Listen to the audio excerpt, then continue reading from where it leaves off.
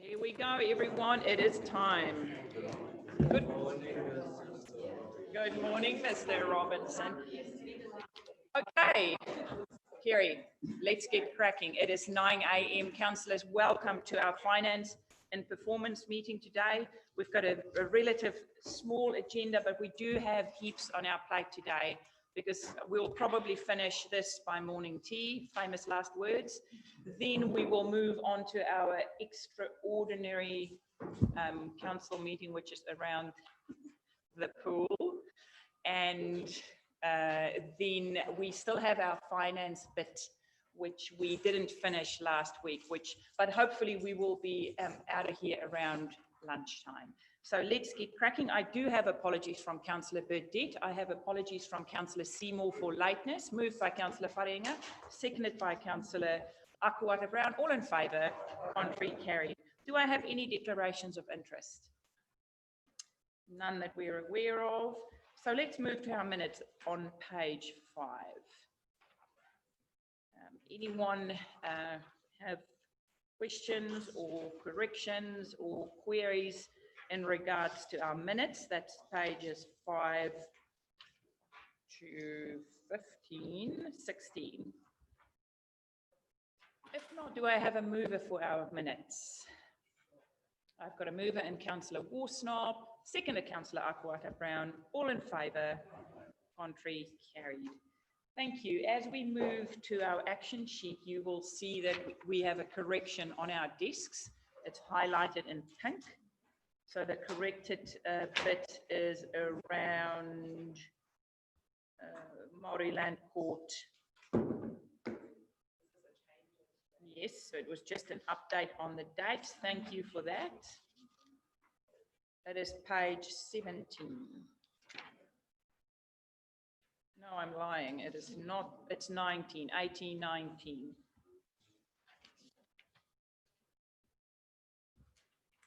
Any questions from the floor in regards to our action sheet? If not, we are going to move on to our first report, which is on page 23. And this is the regular update report, our Treasury report, which I had a question on page 24, which I think Pauline will, because I didn't understand the answer. So. Yes, so this is just your end of year update of what our external debt is. We have a regular reports with this. I just want to first go back probably to the first part, why this agenda is a little bit light. We're in the middle of the annual report process, and in terms of the annual report, the trial balance, if you like, when the numbers stop moving, is due this Friday, and then we start doing the statement. So this meeting came a little bit before. We could give you any reasonable updates for the end of the financial year process. And of course, we didn't have the end of July's first month. We couldn't give you any financials. So that was one of the reasons why this is a little bit light. In terms of this, report just says that the actual external debt that we have on our books as of 30th June is 58.6 million. And that has been constant from the beginning of the year. Now, the question that was raised by Her Worship was on page 24, where you see a graph, and you can see that the yellow line on that graph is the actuals, and it's flat-lined, and that's a little bit of a departure from where we have the cash flows from previous years.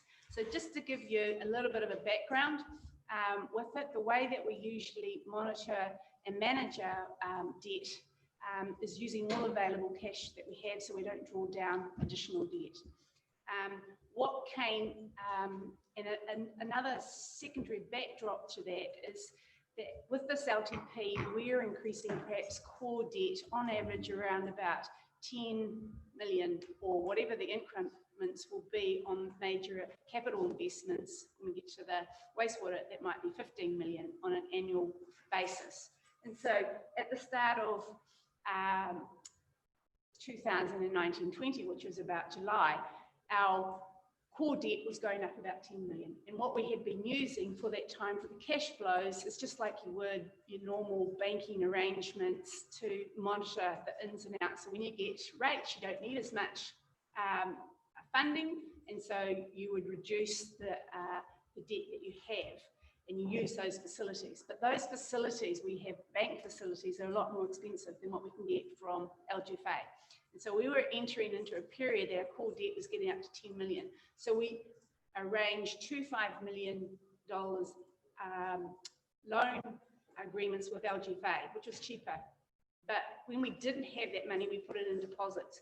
So effectively this graph, if you like, is showing the gross debt amounts. It's not actually showing the deposits effects, which the deposit effects would flow within the areas and outs. So that's why there's a little bit of departure. We usually don't have any money on deposit.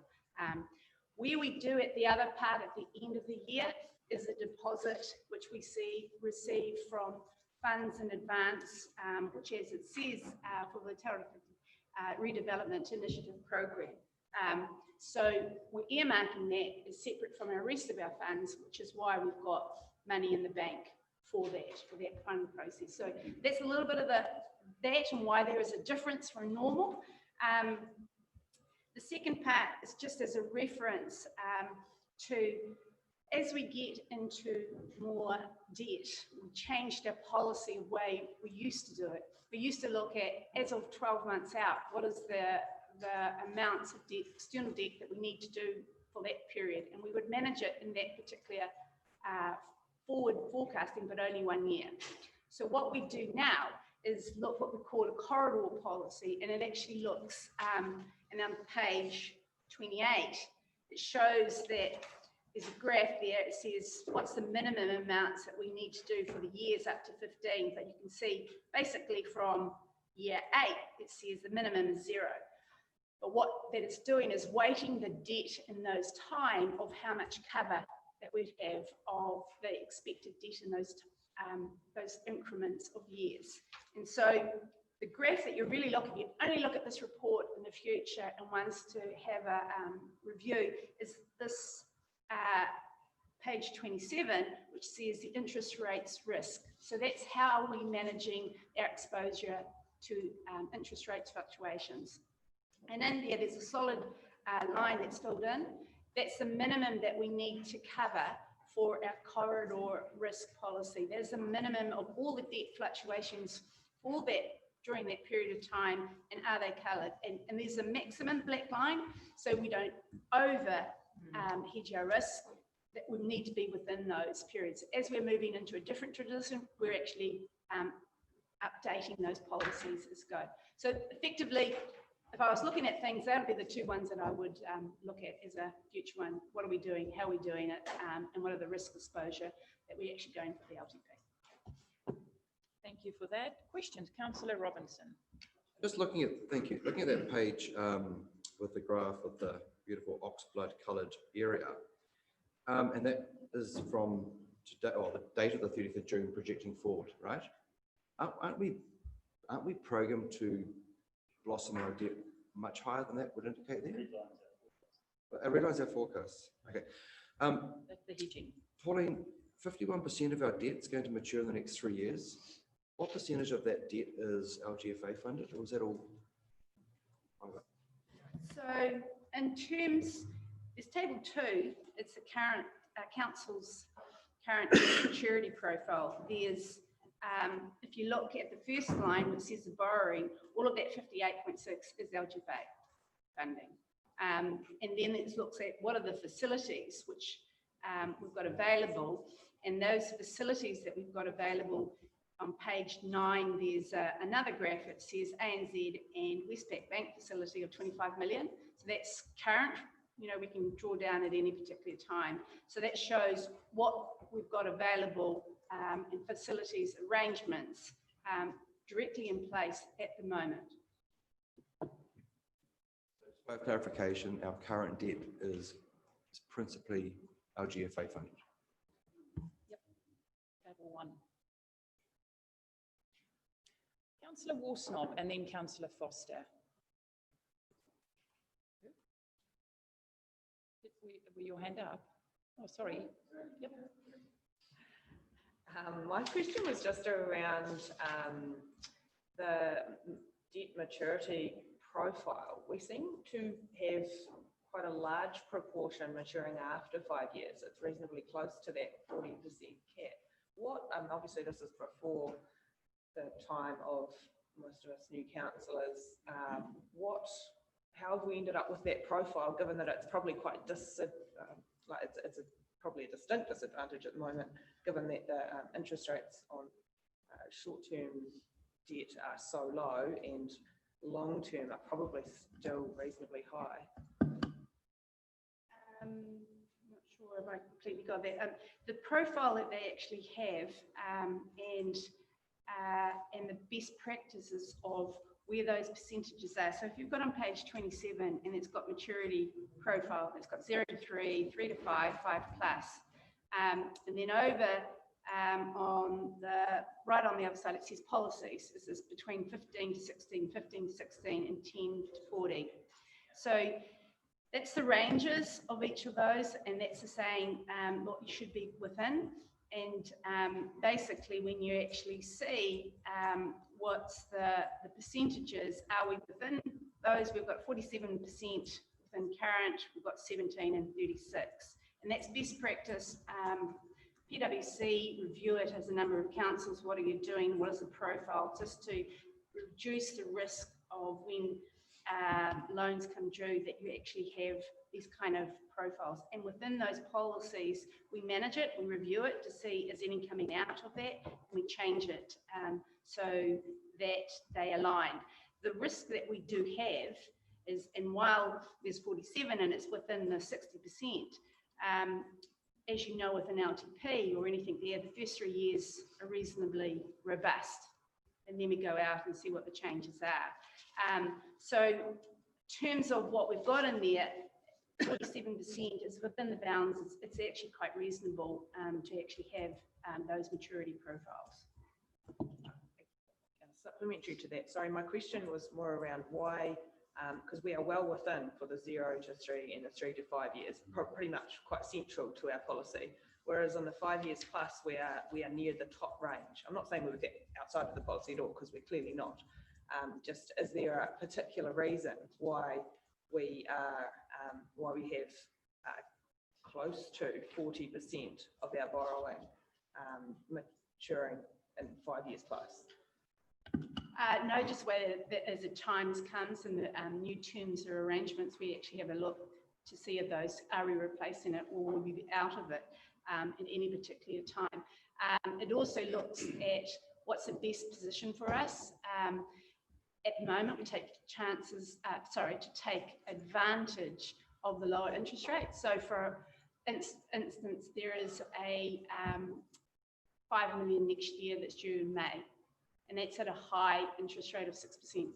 So we're saying if things do change, are we better to take it up a little bit earlier, lock it in, preload, put it on deposit, and then the net effect of that, maybe a 0.5% cost to council, but that locks in the lower interest rate for a lot longer. So that's kind of where it is. It's just taking the opportunities, making sure that we're still within those kind of profiles. Councillor Foster and then Councillor Dowsing. Yeah, thank you. You've probably already answered this before, but anyway, I'll ask again. When we get grants, government grants, like we've just been awarded yesterday, do we have to produce invoices for those, or do we get paid up front? And does that affect our overall debt at the time if we get an influx of that income? It's actually a very good question, because there's two parts to this, if you like. BAU, which is what are we managing for our debt for our normal course, how we actually manage it, and are there extraordinary costs that may be coming to us, or how does that work that are not BAU? And I guess that the management of that, as you say, is how does the pool work? Is it significant? How do we fund that? And what are the options associated with it? In terms of that, and it comes through, is probably we will pay it first, and then they will be reimbursed. mitigating any of those costs as milestones that are closer to when we pay. So there's a in and out. It's a bit, probably won't be as the same proximity as what you do with NZTA, where you pay the cost and about 2 weeks later they will pay us. Won't be as close as that, but there will be, yeah. So what we will be entering into this kind of things is what is the options that we can do for that 18 months, 2 years to see what our facilities, what is the lowest interest rates that we will have during that time that actually is the best and optimal for us that reduces any of those impacts. And if we, and I know from experience, there is delay in payments for different projects. In the interim of that delay, when we have to draw down, or go into overdraft, who pays that interest? Or is that charged on? Can that be charged on? We will be paying the interest, which is why we would be managing it in the best possible way that we can. Dowsing. Thank you. And through the chair, I just wanted to ask some more questions about those graphs. I appreciated the answer around the first one on 24, but that was the mechanism we had to ensure that we were doing active debt management and participating in the opportunities that our cash flow gives us. But we don't get the opportunity to see that necessarily in what is essentially the replacement graph on page 27, because there's no value in the first graph anymore if it's going to be continuously flatlined. But what it does worry me is that when I see the graph flatlined on the first page, and then I see the one on page 28, which is our interest rate benchmark, and we haven't seemed to have achieved any of the positive results of the drop over the last 12 months. We see a significant drop, nearly, actually over a full % in the last 12 months in the benchmark of base interest rate, and yet we are sitting the neutral. So I don't know. I understand our hedging positions. I understand our corridor policy and and the purpose of keeping debt within certain parameters. But it seems like we always tracked very well against the benchmark and had a small increase above to represent our hedging position, whereas in the last 12 months it has fallen away and we haven't seen that benefit by that graph anyway. So two things. The first one, yes, where the graph you can't see the fluctuations, we will look at doing a net debt, taking out the other things that's for ring fenced for other money, but money that we have deposit, we will try and map that so you can see the fluctuations. So that's what it was, but we need to move ahead to what it is when we've changed our position. So yes, we will do that in the future. The second part, where some of the things that you've got in there, you don't see the full ramifications of the lower interest rates. As I mentioned before, some of our longer term arrangements and even the swaps with them, we're at 6%. It's not, we're getting down as they come to, but they are at the higher rates. So that means that we have a higher average rate of interest. And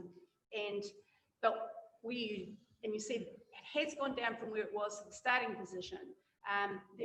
So for those two interest rate loans that was taken out in July last year at 10 million, there's around about $250,000 per annum savings to council as a result of that. And so as they get replaced, you will see the kind of the savings come through. In terms of where we are and what the margin... Do you mean savings as in lower interest payments, not actual savings? Because it's still a liability, right? Interest is still a liability. It's never a saving.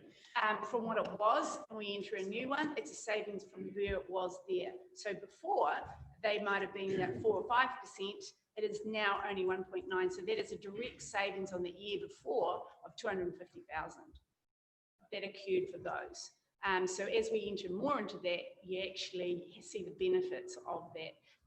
But what we actually have to do is take those swaps risks to mitigate anything that interests do go up.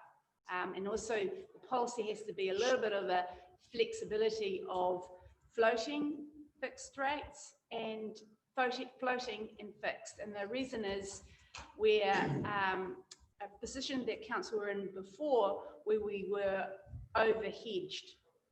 And if you have everything in fixed, you have no ability to pay back those loans sooner than what you had before. And so we try to get in with those policies so we don't go now and say, hey, the interest rate, fixed interest rate is so low, we're going to go everything with fixed interest. If something happened that we wanted to pay back, we have no ability, it would cost us. So that's, Yeah, and I agree that, we can see actively in that graph when we made that decision that we were overhedged previously, it's reflective in that interest rate benchmark graph. It seems like we could probably be a little bit more aggressive in our policy in the current environment because we're not seeing a reflection of those very, very low interest rates at the moment.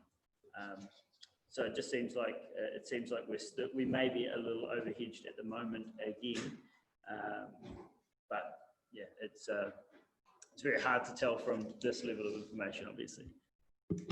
Councillor Wharehinga and then Councillor Akuhata-Brown. Awesome, thank you, Your Worship. Morena.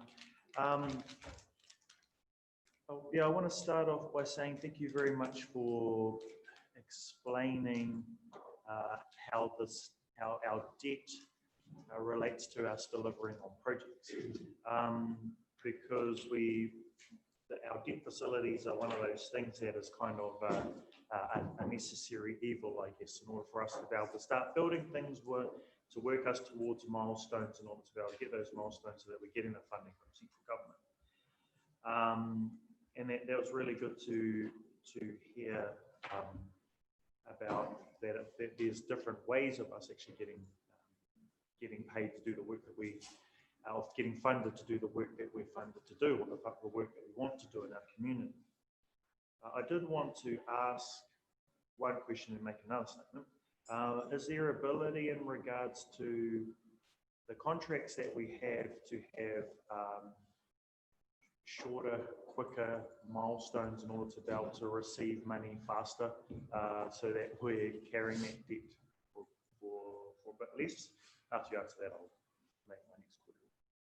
short answer is yes. And that's, well, we tried to do as much as possible to do that. I think Andrew probably can answer some of the things that they've been trying to do with regards to the poll.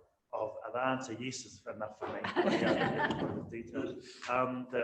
The next thing that I wanted to kind of mention too is that to me, the interest rate is also one of those two-edged swords. While we want to not have to pay interest on things, I think actually interest rate is a good motivator for us to actually deliver on the projects. If we know that the interest rate costs are going to be climbing higher, I think that actually should be the fire that gets under our feet, that helps us move to speed in order to be able to deliver on some things.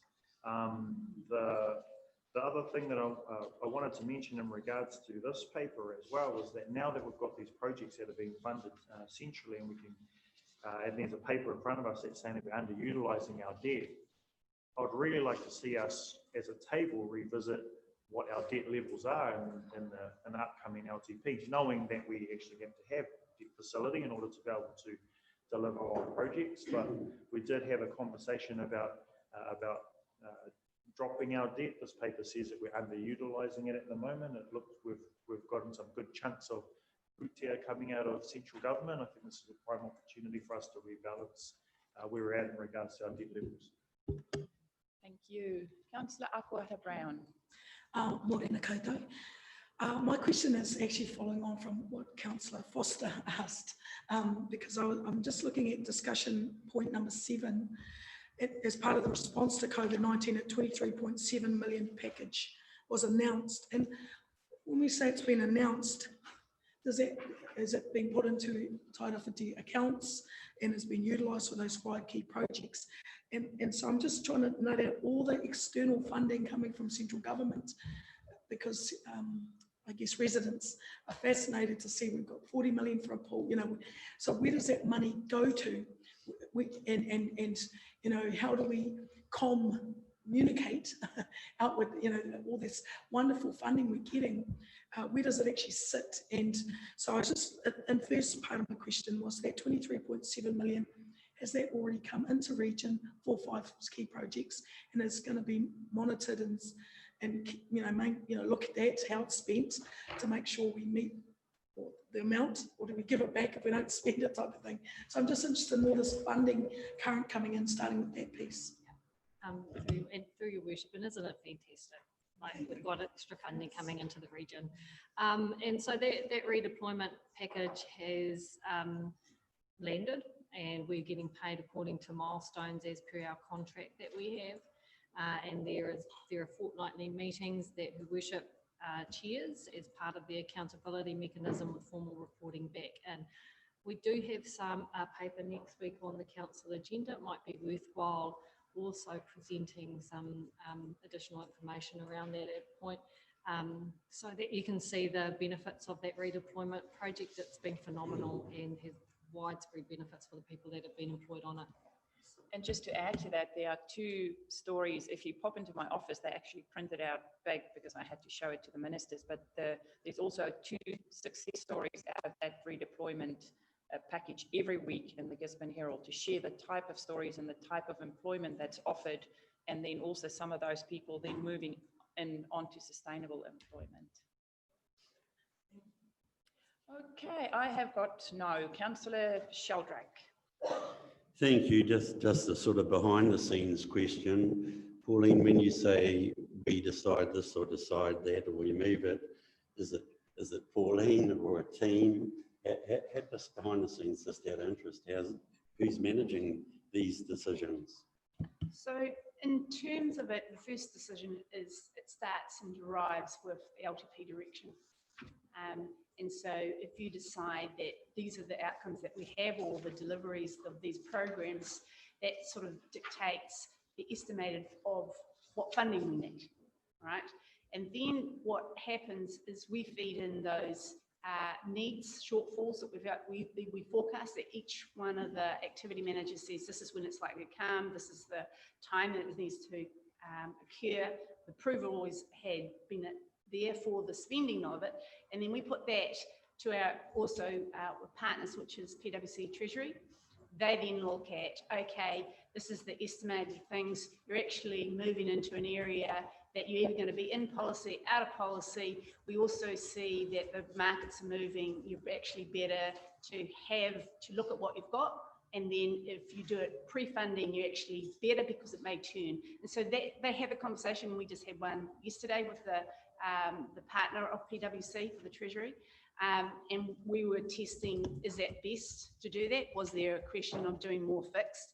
And then there was the relationships to saying, well, okay, in terms of that, what would happen? And then they're saying, well, if you have too much fixed as opposed to too much floating, you may not be in policy. So all of that comes back in testing to see, are you going to be in policy? Are you not? The policy is about to actually manage our Treasury position to best practice, council practice, but also to mitigate risk to council.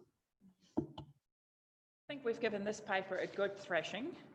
Thank you for that, Pauline. Any other questions or queries? If not, do I have a mover for this paper? Councillor Foster. Do I have a seconder for the paper? Councillor Sheldrake. All in favour? Contrary, carried. We now move on to the paper on page 39. It's the variations to the Western and Northern Network outcome contracts. Mr. Wilson or Donna? Both. Good. So, Mr. Wilson, are you going to give us a quick summary? We take this as read. So through you, Madam Chair, the purpose of this variation is to align the roading contracts with the previously agreed timeframe of tendering when we aligned the northern contract and the western contract to finish at the same time, so that we can tender them at the same stage to the open market early next year. The accounting is needed inside because we're outside of the previously agreed value from this table as to how much we were able to let those contracts forth. So we need to increase the value of the contracts and to align the northern contract with the western contract. Any questions from the floor? Councillor Worsnop.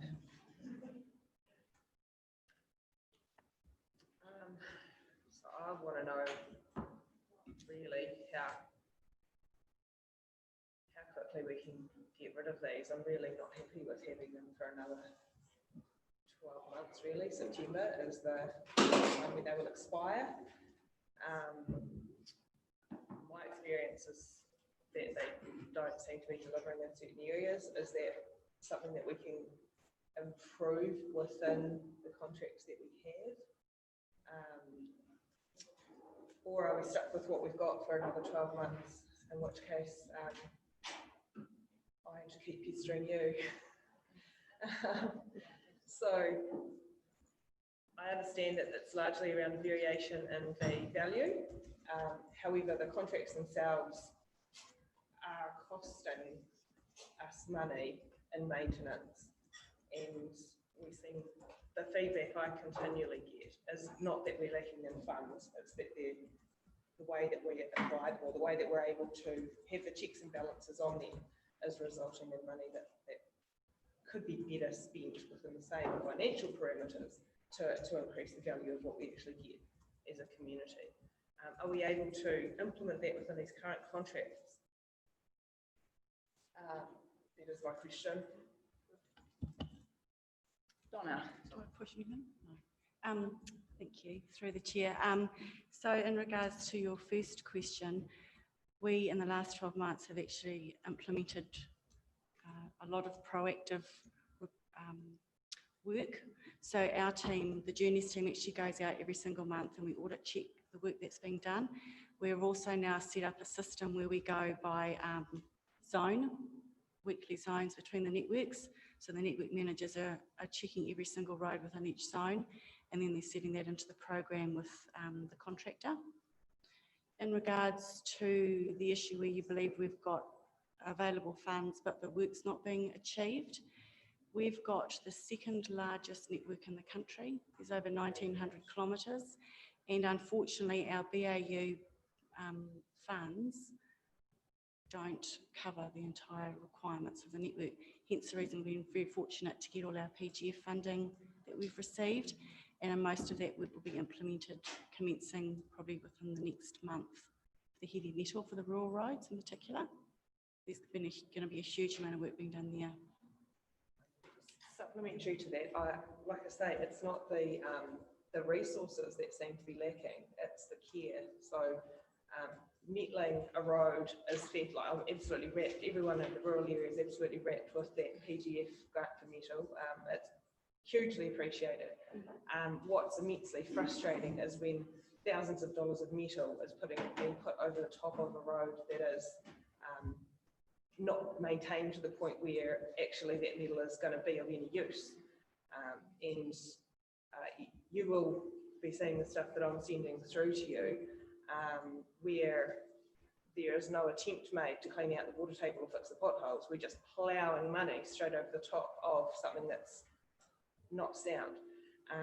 And so for want of maintaining the underlying asset, we're potentially wasting some of these hugely valuable contributions from the PGF fund. And I understand that we are checking up on these guys, but I think that the degree to which we seem to be successful in making people that hold our contracts be proactive in the work that they do seems to be limited.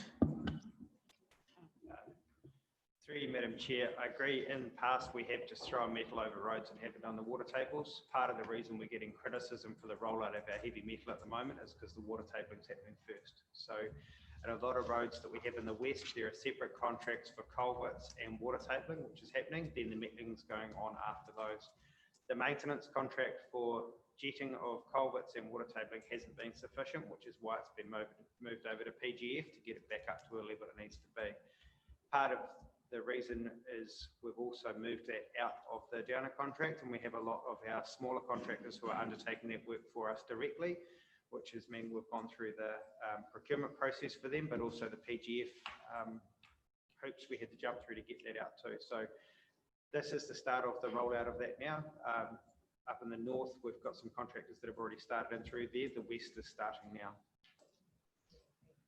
Councillor Seymour, and then Councillor Robinson, and then Councillor Dowsing, and then Councillor Dunn. Thank you, Madam Chair. Thank you to Mr Wilson. Can you just, because I have some of the similar concerns that Councillor Warnock raised, but I'm grateful to hear that we are now doing some water tabling. How long do you expect it to be if you've started in the north? How long is it going to take to get to maybe the Whangarara area, for example? Through you, Madam Chair, we've split the contracts up into smaller bunches so that we can get people out into different things. They've been let in different zones, as Donna has said. So we've been going through the procurement process for that to appoint the contractors for each of those zones. So we've started in the north, we've started in the west. Whangarara starting in the next month. Thank you. And supplementary, Madam Chair, just back to a response that Ms MacArthur gave. Do we really apply sufficient vigilance to the contracts as they are being undertaken? I mean, some of us can recall when we had our manager on the road pretty much all the time on the north or the west, and they really knew what was happening. I use the Waimoke Road as an example, and I did raise it with the guys personally the other day because I totally understand that they had to take the gear off a month ago now to attend to the first severe weather event on the Martha and the Hongi Road. Completely accept that. We have now got potholes that are deep enough to break your axle, and it's just like a slalom to avoid the potholes. I mentioned it and the response was, oh yes, we did take them back. Oh yes, they were meant to go back. That was a week ago, and we've had the potholes for nearly a month. I just wonder when someone is going to come back to those kind of jobs that they were taken off to do something that was a bigger crisis. But we would like to think that the rest of the ratepayers do get a service. Through you, Madam Chair, we've only just finished our flood cleanup, and particularly on the Matar, we've only had the crew come out of there yesterday. So they are slowly coming back on the network. Most of them started back on Monday for them to get back on the network last week. So we have been working for the last 3 weeks cleaning up that flood event. So the crews are coming back in now and should be re-establishing on Waimoku soon. Next up. We've had them out since then. Robinson, Dowsing, Dunn, Wharehinga. Thank you. My question is this. In 2015, TR15/01 and TR15/02, the contracts for those roads were commenced. They were to expire on the 30th of August this year. And 26 days before contracts worth $81 million are due to expire, we have a paper put before us asking us to urgently approve further funding and seeking extra time so that council can organise tendering. I find that an utterly unacceptable situation. These contracts and their expiry dates have been known for 5 years. I would like to know why we have not begun and completed the tender process well in advance of a date which is just 26 days from today. So through you, Madam Chair, this is an accounting oversight from the Northern Networks contract being aligned to the Western contract. So when we amalgamated the contracts back in 2018, we had said that we would align the end dates. We hadn't got the approval through here to align those. When it comes to the numbers, when they were set in 2015, they were set to specific caps. We've breached those caps twice because of the emergency work and the PGF work that we've had to add into these contracts as they go forward. The intention was always to align the Northern and the Western contracts to be tendered at the same time because there's no point tendering one without the other, given the changes that we're looking to make in both of those contracts as well. So this is a mistake around the approval being set for the committee to actually able to have those aligned, where we thought we had it aligned, so it's realigning it back now. So who is responsible for that mistake, Mr. Wilson? Some of that was done back in 2017-18 as part of the change from Tairāwhiti roads. Are you telling us that a mistake from 2017 has led to this situation 3 years later and no one is responsible for that? now. It's an oversight from the team as to how it's been put through, Pauline.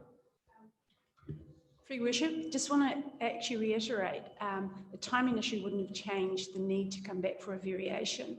In terms of the roading's normal budget, say for argument's sake, is about 20 odd million.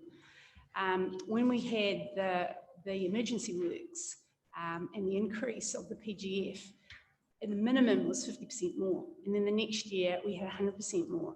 So the original variations or the contracts that was put out for a fit for purpose at that point had been superseded by the actual work that has been completed on the roads over the next 2 years. So it always would have had to come back, even if the timing had been different.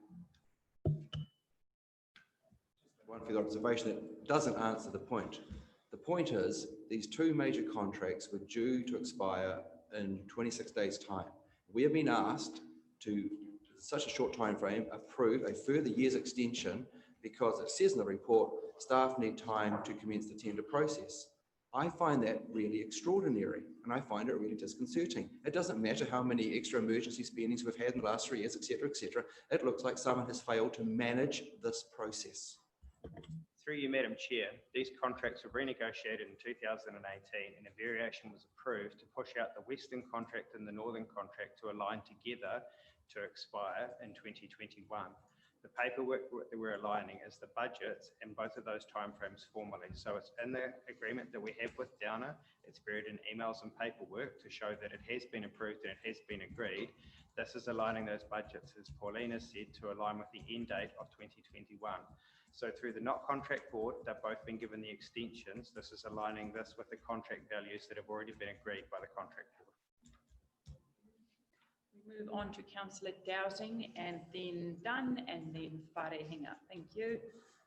Thank you. I'm not going to ask too much. I was going to, but then I've decided that this paper is not actually about performance of the NOC contract. I'm going to get out of that. Area. And Councillor Dunn and then Councillor Wharehinga. Yeah, I was just hoping that paragraph number 6 could be explained to me because I'm really not sure if I get it. I think that it's saying to me that the money we had was used for flood repairs, which meant that we didn't do the normal maintenance and capital activities, and now we're making the corrections to the contracts for that difference. What is paragraph 6, number 6 saying, please? So through the chair, so basically what I was trying to advise is that we have our BAU maintenance and our BAU budgets, which we do complete annually. On top of that, because we had in particular the June 2018 flood event, which was additional funding, the September 2018 flood event, which was additional funding, and the PGF work, a lot of that work, a high percentage of that was put through under the NOC contract.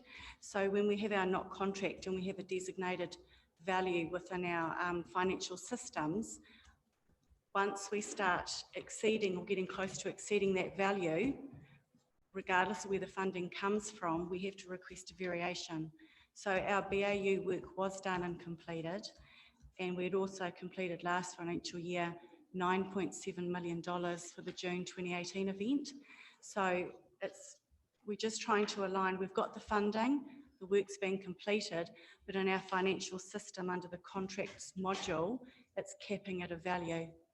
And that's all we're requesting, is to make the value, extend the value.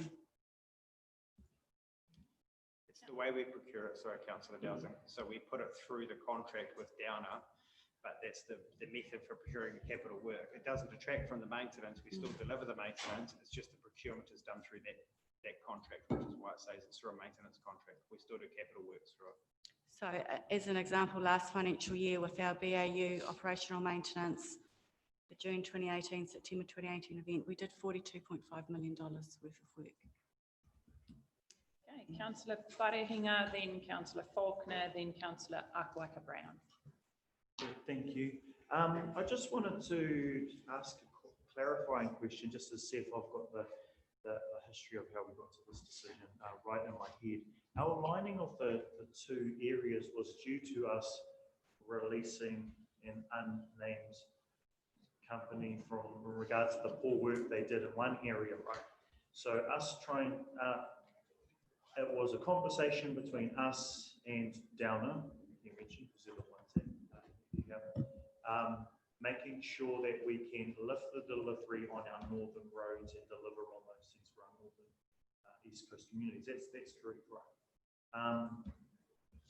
So I'm comfortable with where we're at because I do know that thing from before, which provides me the rationale around why we're here today.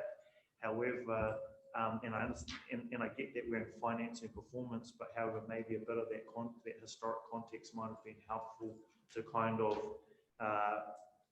let the table know this is why we're kind of in good faith got into aligning these two dates, because we had issues there.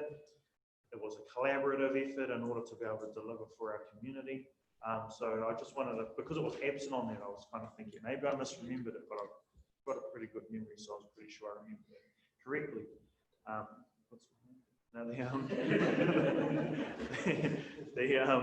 But yeah, so for that reason, I'm comfortable with with moving this paper for that past historic reason. However, I do want to remind us that we were having conversations as well across this table and with staff and with our communities, our contractors and our subcontractors about making our delivery of work on the roads more community and more localized and things like that, because from what I recall of our discussions, and this still holds true inside me, that if we have localized people delivering on roading contracts, rubbish contracts, whatever, in the local communities, there'll be that added extra care factor, that added extra manaaki factor. And I think that's what we're having difficulty rationalizing and reconciling around this table. And that's not communicated kind of in here. So for those reasons, I'm happy to move this paper. However, maybe more in the historic kind of context around how we're getting to some of these things that are outside, that aren't so financy and performancey. Councillor Faulkner. Thank you, Your Worship. Morning. I guess I'm actually following on, but I won't mention the word roadman. But anyway, my question is really around, and actually, Mr. Wilson, you made the point about a holistic view going forward of roads, which will include not only grading, sealing and road construction, but water as well, because we're learning very quickly, and these flooding events are teaching us that water is one of our biggest issues. So my question really was, following on from Councillor Wharehinga, whilst this is a request for an extension to give you time to work through this contracting space, are we looking to contract more directly with the smaller companies, or will they continue to be just the big ones that we're going to talk to? Because it seems like I can't help feeling that there's transactional costs in here between contracts, you know, main contractor to subbies to so on, which I think might be leaking a reasonable amount of community funds. Through you, Madam Chair, there's a report coming on our provincial growth funding delivery and our roading delivery, which will show the increase in direct appointment to smaller third-tier contractors, which has been very substantial over the last 12 to 18 months, and we're increasingly moving in that way going forward. Part of the reason for the time that's needed for the contracts of this size is looking at better delivery models for those going forward, which we want to bring back to this table. Okay. Councillor Brown. Oh, I was going to second it. Firstly, I wanted to acknowledge Councillor Robinson's concern, because obviously when we talk of variances and timeframes, it's at this short notice it seems, but noting Councillor Wharehinga's kōrero to those of us who have had those previous ongoing conversations. So that is one of the, I guess, benefits of being at this table, to the ongoing conversations. And I want to also thank the staff for the work and the updates that we get in respect to our roading. So thank you. But my question is simply, once the PGF fund is used up, have we got enough in the learning scope? I know you just said a report is coming to us to understand the central governments and others involved in these contracts really understand the challenges of our network, our region's network, so that once that funding's gone, we're not going to see a return back to roads that are just absolutely unsafe. Because of the funding we've received, it's been quite considerable, but we know we've needed every cent of it. So I just want to know the learning from the PGF funding. Have we been able to send on to governments and to others the necessity for this region to have good roads for our industry is going to need considerable funding always. It's not just this one-off kind of, we got this benefit and once it's gone, he's hoping. And so just wanted to know what, other than business as usual, is there going to be some benefit of learning sustainable region? Through you, Madam Chair, those are the RLTP discussions that we're entering into with NZTA now around our funding assistance rate, and then we'll come to the long-term plan discussion around what our maintenance level is affordable for our community and what do we need on the network at the same time. So the LTP will definitely be looking to discuss that in great depth with you all.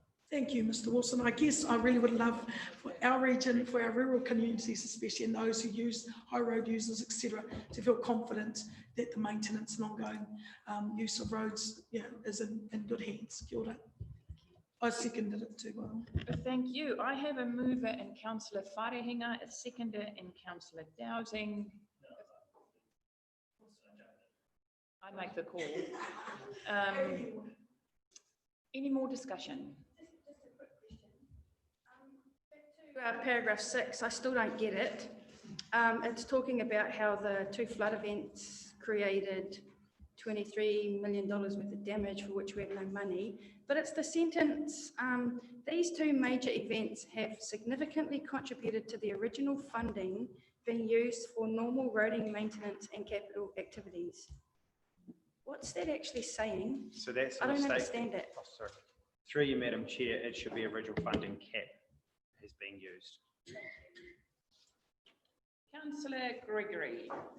Thank you. Just a quick comment with regards to the climate change implications in the paper. It's just thinking, would the implications of coastal erosion on the network not be one of those things to consider in the climate change implications?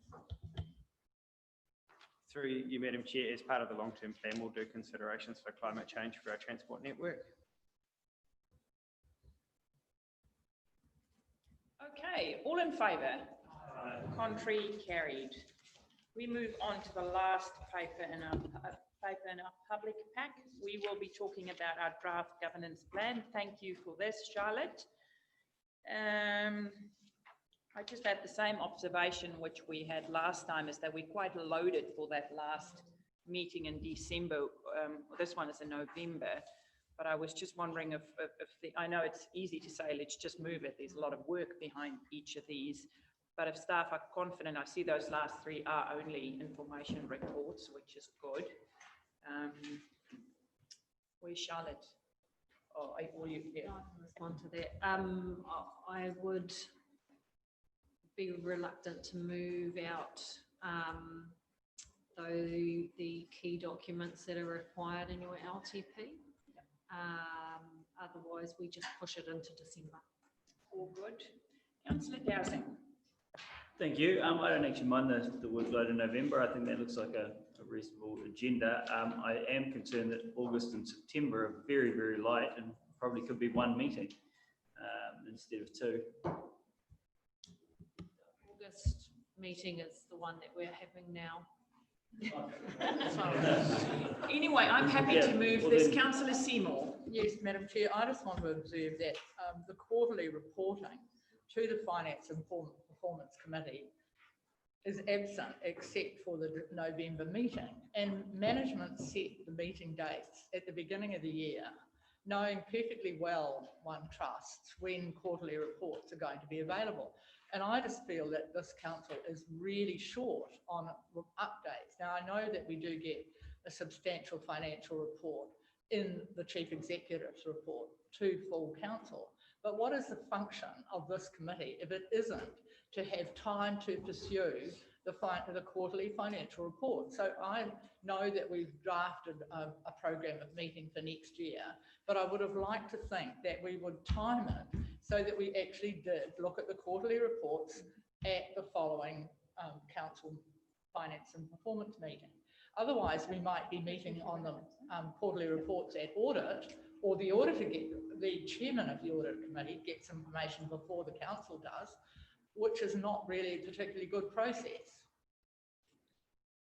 So through your worship, you will receive a financial report at the next committee meeting, and when, and you may not have been here, Councillor Seymour, when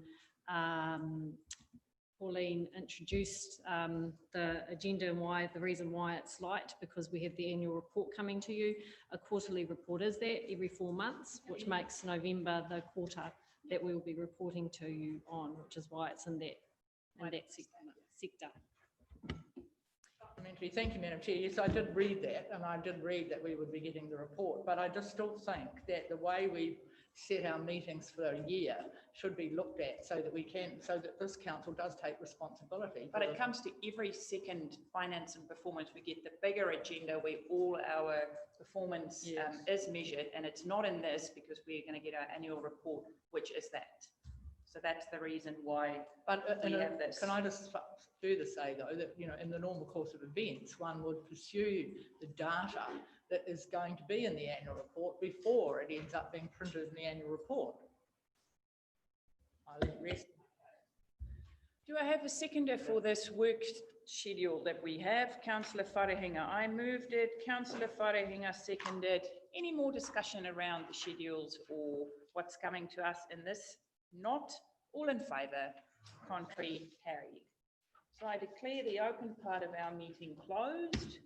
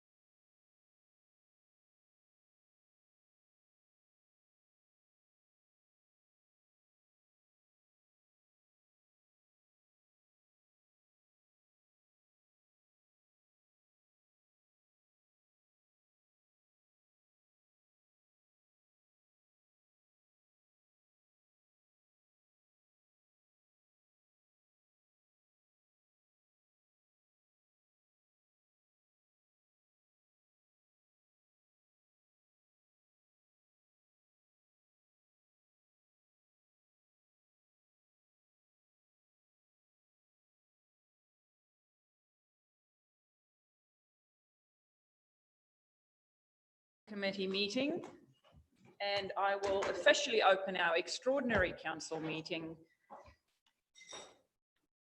I'll start off with apologies. I've got an apology for Councillor Burdett. Do I have a mover? Moved by Councillor Seymour, seconded by Councillor Akawaka Brown. All in favour? Contrary? Carried. Do I have any declarations of interest? Councillor Akawaka Brown. I live across the road from the facility. Thank you. Noted.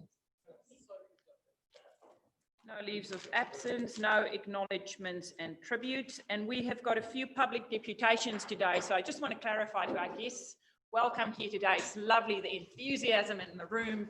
As councillors, we are very, very excited that we're at this stage where we've got the funding to do this wonderful project, which we have worked on for years with our partners. It is great times for us in the Tairāwhiti. So I welcome everyone here and we welcome your input today. Just want to clarify to you how public deputations work. Public deputations, you've got maybe 5 to 7 minutes to talk to us, and then councillors are allowed to ask you questions of clarification. This is not a debate or decision-making place. This is where you tell us something and we have the opportunity then to ask you questions. Then after that, we will move to our paper, which you would have seen available to the public in the last 48 hours. So without further ado, I will need Comet Swimming Club here. Greg and Rochelle, welcome. You can come to the front and sit here. I'll get the microphone going. Please make yourself at home. Absolutely, and the microphone is put just like that. Greg, you're going to join us. Oh, there we go. And you can take a seat, relax.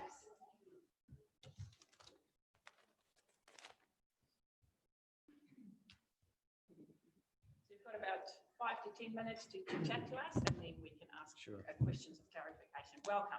Thank you. Thank you for having us here today. I'm Rochelle Summerton, and I'm manager of Comet Swimming Club.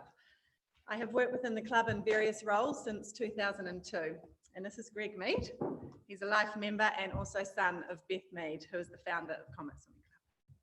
We're very excited about the development of the Olympic pools. We've been waiting patiently for many years, and we're looking really forward to being involved in this project.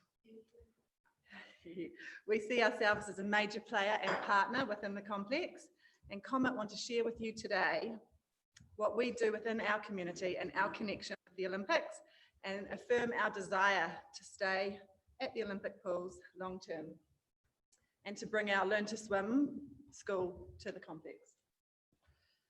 This is Beth Mead, Greg's mum. She established Comet Swimming Club in 1958. The club swam at the McRae Baths, which is pretty much where we are now, very close to the council chambers. In 1962, Beth called a meeting to discuss the idea of opening a swimming complex within our region.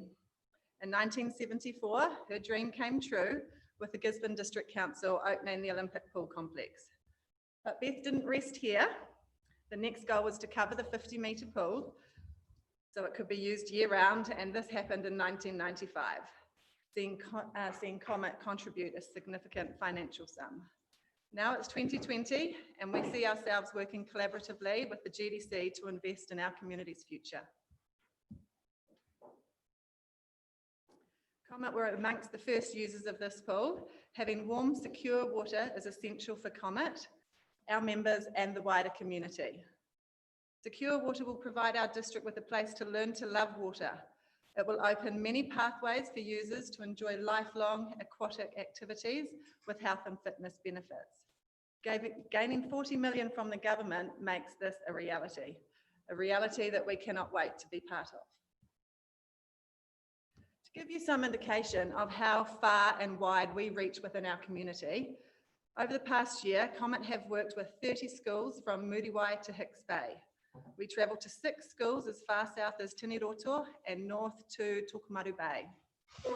Comet have trained up 2 instructors who are based in Ruatoria, and they travel to 8 schools on the east coast.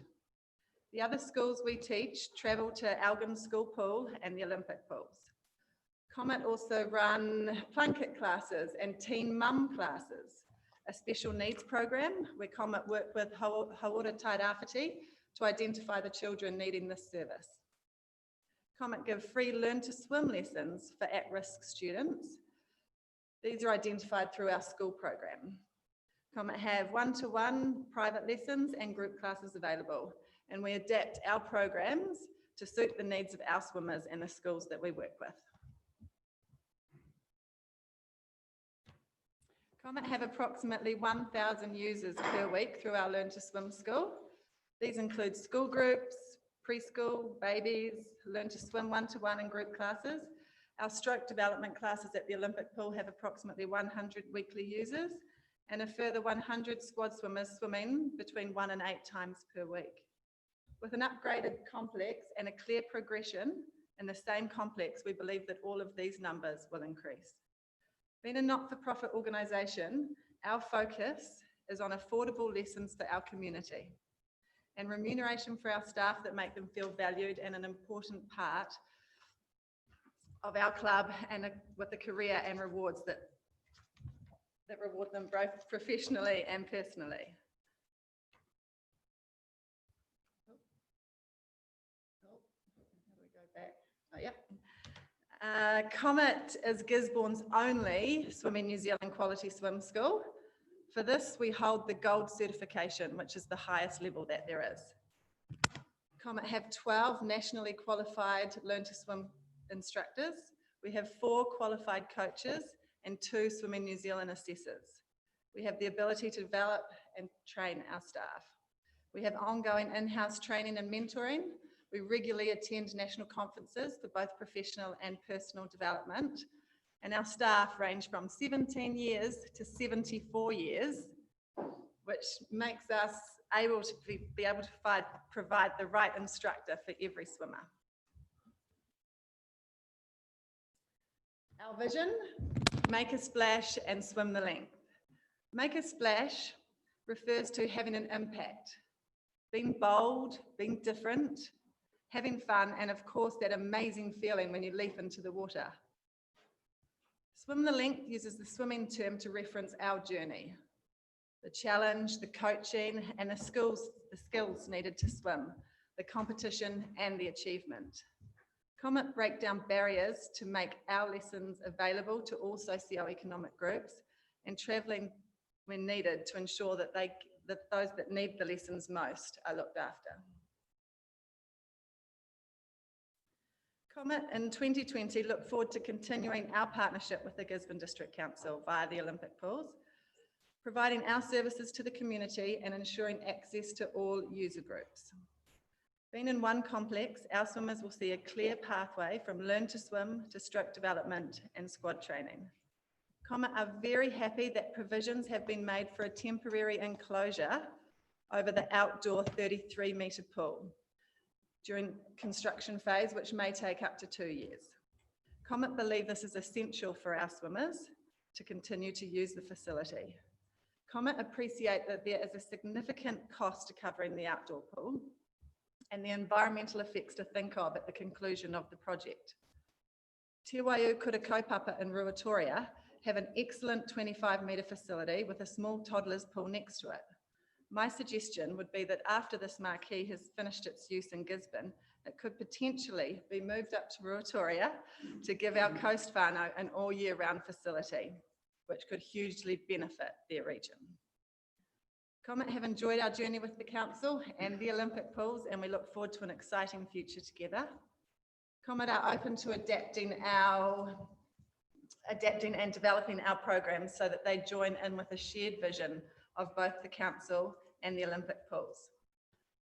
We started our journey with the Gisborne District Council, and we look forward to continuing that partnership for our community. Thank you for that. Lovely. Councillors, are there any questions from the floor? Councillor Gregory. Just at the start, Use your microphone. You said you needed secure water. What do you mean by that? So up until, well, currently, the 50-metre pool is leaking and is in jeopardy of not being able to hold water. So that's what we mean by secure more questions? I thank you so much for your presentation. Greg, absolutely. Yes, sorry. Oh, Greg, yeah, the floor sorry. is yours. Yeah, thanks, Michelle, for that. Just to summarise quite briefly, I'll just run through some things here. The Lake Beth Mead QSM was an instrumental force back in the 60s, 70s in the forming of the current Olympic pool.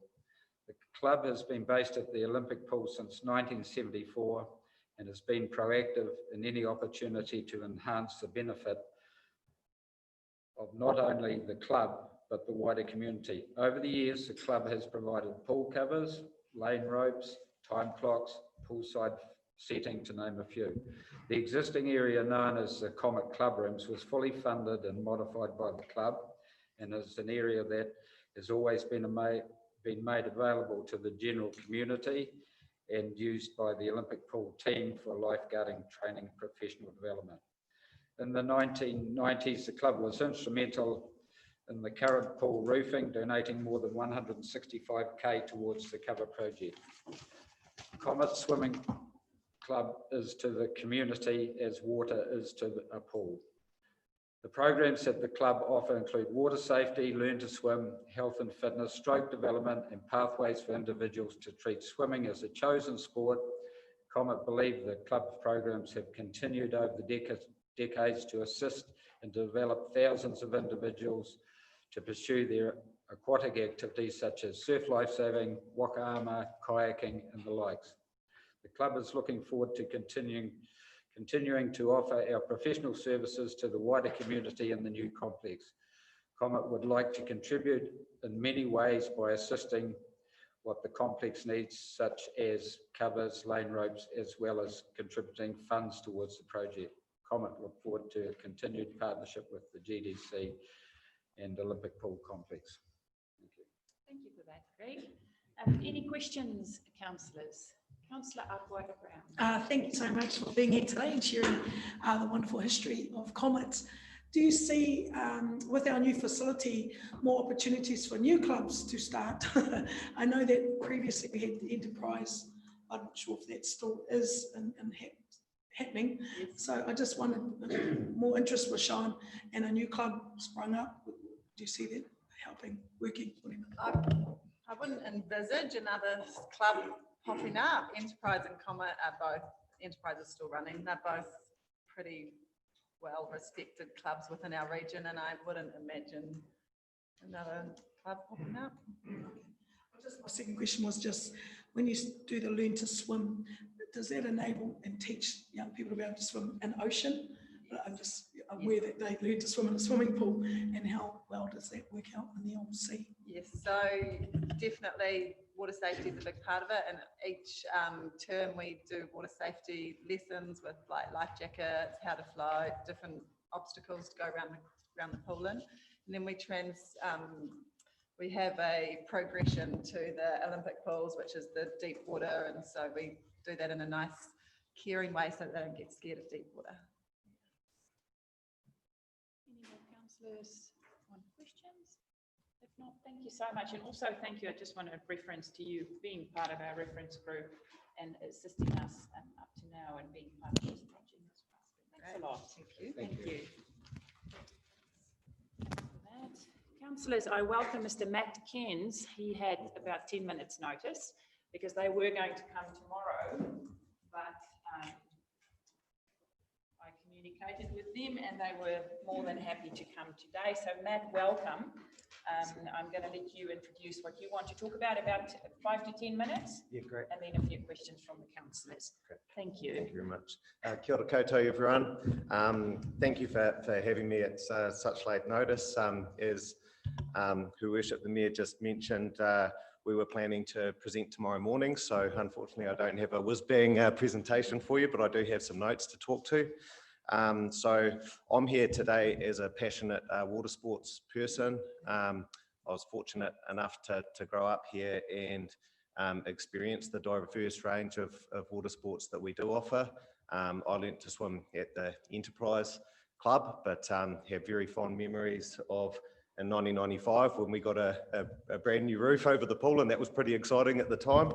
So the first thing I'd like to do is congratulate the council and all of those community groups that were involved in putting the proposal forward for and securing the 40 million CIP funding, an amazing achievement. And yesterday I was really excited when I opened up the files for this meeting, was able to see this amazing concept that was before us, and really exciting for the region. So the first thing that the group I'm representing wanted to express is our congratulations for that, very significant moving forward. We also want to be clear that we don't want to slow the project down. It's pretty amazing, and I know the sense of shovel ready is just that. But what we do want to discuss with council is potentially expanding on the already huge benefits that we've just heard from Comet and what it's going to do for our community, and discuss what we might be able to achieve with 5 metres wider for the main pool, and particularly around events that we may be able to attract into town. So our vision would be to have a cycle of events that we are pitching for regional, national and even international events that could come to town, making Tairāwhiti the premier region for water sports, potentially in the Southern Hemisphere. Just 5 metres wider and 20 centimetres deeper, we believe would significantly reduce the ongoing burden on ratepayers, and allow some revenue, and importantly out of town revenue, to come in and utilise our facilities and contribute to our economy. We believe that in the current design, we may be limited to local use, which is, local use is fantastic, it's what we're here for, but we may miss an opportunity to attract some regional, national and international events. We believe it would significantly increase visitor nights in region, and I think equally importantly, the events that we're talking about, bar none, exist in the shoulder season or winter season, so outside of our peak tourism season. Allow Tairāwhiti to attract national and regional training camps as well, so not just events, but people wanting to come here to train. And it would allow, and this is something in my role as the national coach for Surf Lifesaving, I have a bit of insight into, is it would allow us to bid for the World Surf Lifesaving Championships. I'm sure a lot of you around the table are aware of what hosting national championships does for us every couple of years, and it's around a $1.6 to $2 million economic impact for the region. We would be talking, with the World Championships, a month-long event which is spread out, and 9,000 attendees, again spread out, so we wouldn't need to accommodate them all at once. And I have MB commissioned a feasibility study looking at regions that didn't include ours, because at that stage we didn't have a world-class pool facility, that suggested there's a $13 million plus economic benefit from a World Surf Lifesaving Champs, most of which would directly benefit the host region. No other New Zealand venue would have what we have in terms of a international standard pool directly across the road from world standard beach setup. And I think with, if you look at the Midway Club rebuild that also received funding, that would be a pretty exciting precinct indeed. We think the opportunity, particularly bringing in out of town income, would also extend to a lot of other benefits that we would enable. Community wellbeing benefits, there's the obvious links that I don't need to go into with physical, mental and social wellbeing, participation from a diverse group of our communities, and I think potentially not swimming clubs, but I think there would be some more clubs that could come out with this, Meredith, to your earlier question. And I know from speaking with Matthew Pickering, who's a passionate water polo person, and part of the group that we've discussed this with, is that the ability to start a water polo league, and they're not represented here today because we haven't had a pool that's catered for water polo before. That would be a really exciting opportunity for our rangatahi coming through, and often something, as a surf lifesaving person, I would welcome that. It's that sort of exciting, different water sports that actually strengthens our swimming clubs and our surf lifesaving clubs and offers different ways for them to use their fitness in a fun way. Pathways for employment.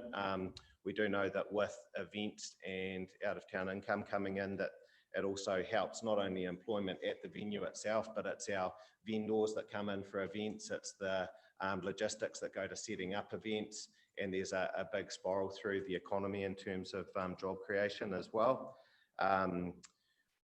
Family, so the ability for family to, you know, at all ages and stages to connect with our pool facilities, not just when you're at an age to do bombs, but all the other various sports that this extra few meters would entail. I think it would be a real sort of lifelong community involvement with our pool facilities. And equally important, we believe that, you know, we often get told that we're a small region and that we might not attract significant events. We've proven that we can do so. So we think community pride, spirit, belief and confidence that you can actually host successfully large events in Tairawhiti without our teams for all sorts of water sports having to travel all the time. And I think with surf lifesaving and our national championships every couple of years, we are able to showcase really large scale events and be proud of showcasing our region. In terms of the economic impacts, if I'm just to dive into those slightly, we've done a ring around of some of the surf lifesaving water polo and connected with some other swimming events as well, just to try and map this out a little bit. And we believe that we would be limited to local and some regional events with the current proposal. We think what that would translate into, and I'll just use the surf lifesaving column here. We've got a whole spreadsheet that we will happily share, but proposed bed nights for regional events potentially per year would be 800 for regional. That would be our Eastern Regional Surf Lifesaving Pool Rescue. National, and this is a separate event from our National Ocean Championships. We have a National Pool Rescue Championships every October. That would be 3,000 minimum bed nights from the numbers that we've received from Surf Lifesaving, and an indication that they would love to explore bringing that event here. And the World Championships I referred to before would be circa 50,000 bed nights across a month, and that was from the feasibility study commissioned by MB. And camps, we're looking at sort of 80 bed nights a pop. And I know as a national coach for Surf Lifesaving that when we have a training camp for a squad of 20 to 30, that costs us around $30,000 between accommodation and food where we are and all those sorts of things. Those bed nights come at, as we said, a significant economic impact, and we understand those to be valued at approximately $170 per bed night, per day, per participant, assuming that they're sharing rooms, but also all the food and entertainment they spend locally. So as you can imagine, those add up quite significantly. And as stated at the start, that's out of town income coming into region as well. In terms of next steps, we've just scratched the surface here. What our group proposes is that we would love the opportunity for 3 weeks to build a stronger business case toward these, including some potential commitments or expressions of interest for those that would allocate events to this region. And really what we're all about, because we think the current designs are absolutely amazing, what we're about is really enhancing a really great opportunity to an absolutely fantastic and inspiring opportunity for Tairawhiti. Thank you. Thanks a lot. Councillor Dowsing, Wharehenga, Foster, Seymour, Dowsing, Cranston. You guys remember that? Okay, go. Thank you, Matt. You mentioned a lot of opportunity based on some small alterations to this facility, but are we, is it realistic to believe that we have the other facilities in region to cater for those events, for example, accommodation? Do we have enough to cater for some of these big events to come to region?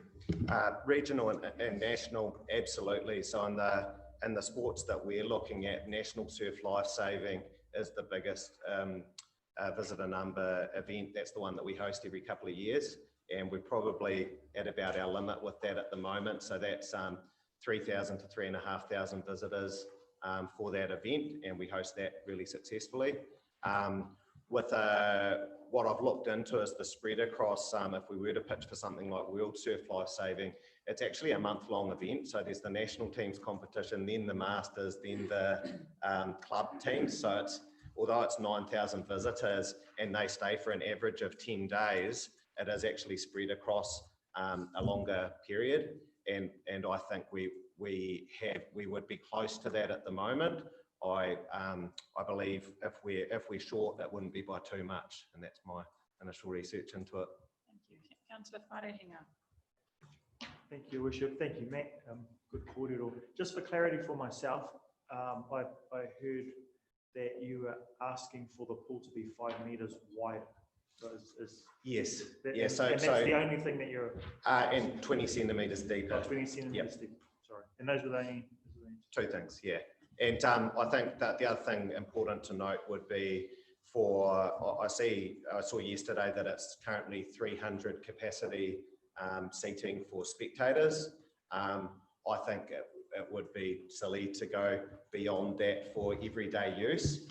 But what I'd be interested in looking at more detail is if there are some spaces where temporary seating could be erected, and there's some pretty easy. They come in on trucks and they set them up, and we probably, with a little space, and it might be the space where the parents sit or the swim squad stretch beforehand or something, but it's actually not a huge footprint to be able to bring in temporary seating to make up the difference, I believe, for national and international events. And the same thing with the technology, the clocks and things could be brought in and paid for by the events. Thank you. Thank you, Councillor Foster. Yeah, thank you, Matt. Thank you for the inspiring conversation here. Question I've got, I mean, you're asking for a 5 metre extra width pool, 10 centimetres deeper, and 3 weeks to do our business case. So my question is to you, included in the business case, will you have funding? Because obviously this is going to cost a bit extra to do this little bit extra work. Will you have prices and funding options available when you come back in 3 weeks, if that's the decision? Absolutely. I think what we would need to do is speak with those that have been working on the project to understand clearly what the difference would be, and then build a business case to show event income over time and sort of build it that way. So I think absolutely, especially if we're able to access or even have some discussions around what the difference may be. And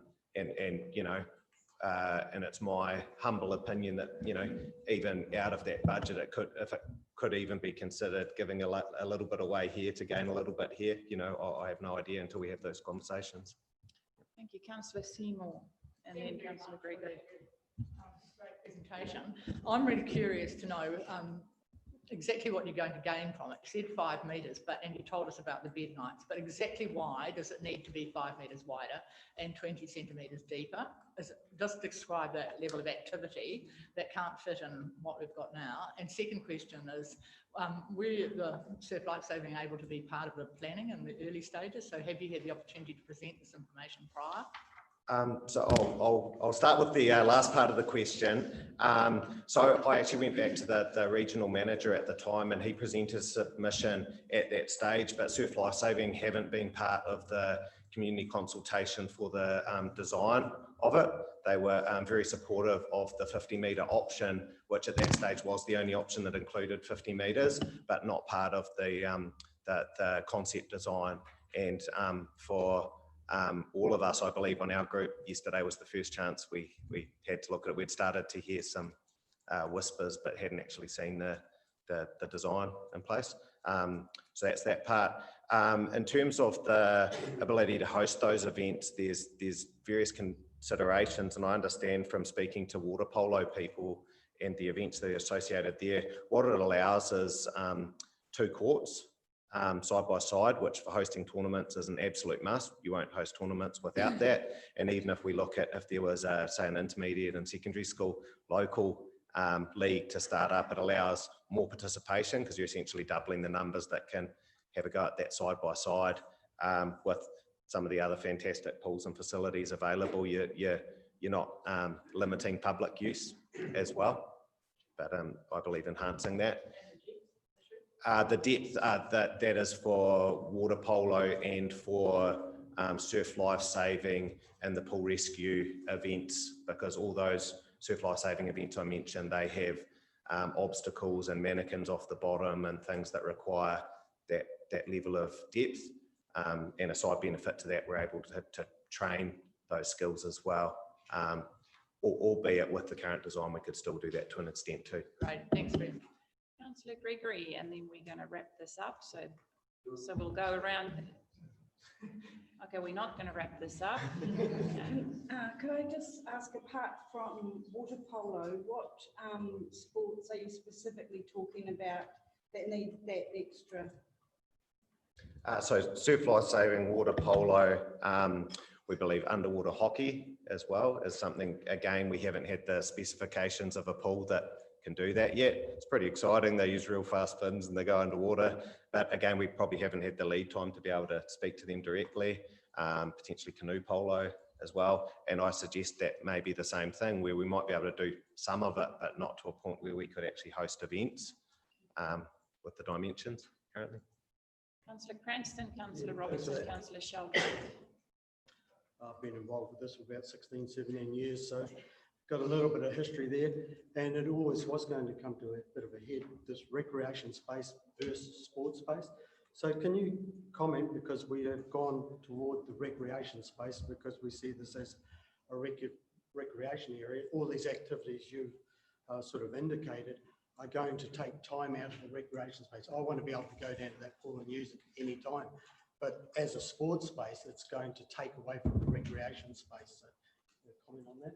Yeah, absolutely. And I think somewhere that our community can enjoy that the whole time without having to give it up for out of towners is hugely important as well. But I think with the right design, and I've been to a number of international meets, including our Lifesaving World Championships in Adelaide a year and a half ago, where it's just a big curtain that comes across between the recreation space and the 50-metre pool, and both the community can continue to enjoy it, the event can take place, and what I see is it's pretty cool to see members of the community come and enjoy the event for a little while in the grandstand as well, then go for a swim with the kids, come back if they like it. It can coexist quite nicely. I meant recreating in the pool. Okay, Councillor Robinson, then Sheldrake. Thank you. Great presentation, Matt, and yeah, pretty exciting stuff you're talking about. Can you tell us, so you're talking about the biggest pool size being an international standard pool size? Yes. And where are the nearest international standard pools to Tairāwhiti? There's one that's about to be built in the Hawke's Bay. I think it was announced the day after ours. But otherwise, Bay of Plenty doesn't have a international pool. No, so you've got Auckland, you've got Wellington, and you have Christchurch at the moment. I believe, I could be wrong, but in terms of that standard, and that speaking to some of the national codes like Swimming New Zealand, I think they're on for the big meets on a bit of a limited cycle of pools that can host that calibre of racing. Okay, Councillor Sheldrake, and then we will wrap. Thank you. Thanks, Matt. Great presentation. Are you aware of the dimensions of the Hawke's Bay pool? No, I'm not, but I did. I've just looked at what I've read, and one of the differences in their media release was that it referred to Olympic standard pool that they'd look to host regional, national and international events. I believe Mr. Avery is making it an Olympic pool, size pool right across. And just in the information you provided, what you must have an estimate of what you think this would cost to the project, the overall project, to increase the size by 5 metres? No, I don't, Terry. I don't have that knowledge. So for us, it was about trying to get that understanding as well, that we're aware of the benefits that would come with it. But like I said, this is part of that request for a 3-week business case to be built, where we could go into that in more detail, because we're aware of the benefit side of the equation, but not so much the added initial outlay. Hi, Matt, thank you for that. Thank you, councillors, for all your questions. We will now move into our paper bit, and everyone is welcome to stay and listen, and we will be asking questions of our staff which would be relevant to the submissions that were made to us earlier. Thanks a lot for that. Kia ora, everyone. Thank you very Kia much for your ora. time. Thanks a lot. Councillors, so I take you to page 4 of this very chunky agenda. And I just want to acknowledge our whānau from Ngāi Tāwhiri here as well today. Welcome to our meeting, and our consultants, architects, Sport Gisborne, Tai Rāwhiti, everyone at the back. I can see that our community is really, really excited and buzzing around this project, just like we at council are. So welcome again to everyone. I'm going to take us all to page 4 of our 240-page agenda. And I welcome Mr. White to the table. Mr. White, thank you for this very thorough report and giving us a bit of background. And I'm going to leave it for you to open and give us some background, and then we'll open the floor for discussions and questions, and also comments around the public deputations that were made, please. Oh, we've got a presentation. We do welcome Toby and Calvin, the architect and the project manager. Welcome to our council today. Good to see you again. There are chairs there. We'll shuffle a bit this way. So we've got a presentation for us. Thank you, Your Worship. Really significant milestone in the life of the pool redevelopment. I think Councillor Cranston talked about 16 years he's been involved. There's been actually a few people who've been involved in this for 16 years. Some of them who's still sitting around this table, and it's because of the tenacity and the commitment and the drive from council principally that actually this has got to this point. I try to stay really objective through this stuff, but actually I'm quite emotional about this because I think it's a major win for Tai Rāwhiti of where we got to, and there are actually quite a few people to thank for where we've got to. So I'll just go quickly through the groups that have really, really helped us get to this stage. First and foremost, the community of Tai Rāwhiti. So you'll remember through the last LTP, this was the most responded to project in council's package of projects. That's more than the wastewater treatment system. That's more than any other project. This is really significant to the people of Tai Rāwhiti. And this is about livability of our region, and it is a significant win for us. So a recent workshop, I talked to you about the state of the pool and where we were looking to go potentially around an asset that was significantly failing. We don't even need to talk about that anymore. You have one opportunity here to remove that discussion entirely. I'd like to thank Ngāi Tāwhiri, particularly Lisa and Thelma, for your wonderful contribution to the discussions to date. And I look forward to those ongoing discussions around Ngāi Tāwhiri's involvement in the design, but also the benefits that can come for Ngāi Tāwhiri Hapu from the pool when it's built, and Ngāi Tāwhiri's leadership in the community following that. I want to thank Stefan, particularly from Sport Gisborne Tai Rāwhiti. Stefan has been a really good supporter of our mahi as an individual, but also as a representative of our community facilities partner. I want to thank the steering group who took us through the initial concept work, which was Councillor Cranston, Councillor Dunn, Councillor Foster, and Councillor Wilson, who's no longer with us, but added a huge amount of value.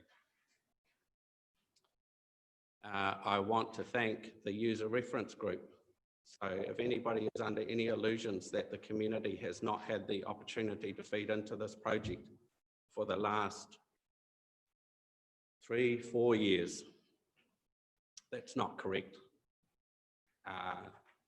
We established a reference group, which included a whole bunch of different organisations and representatives from within our community, whether that's Disability Reference Group, whether that is Tangata Whenua, whether that is youth, whether that is Comet.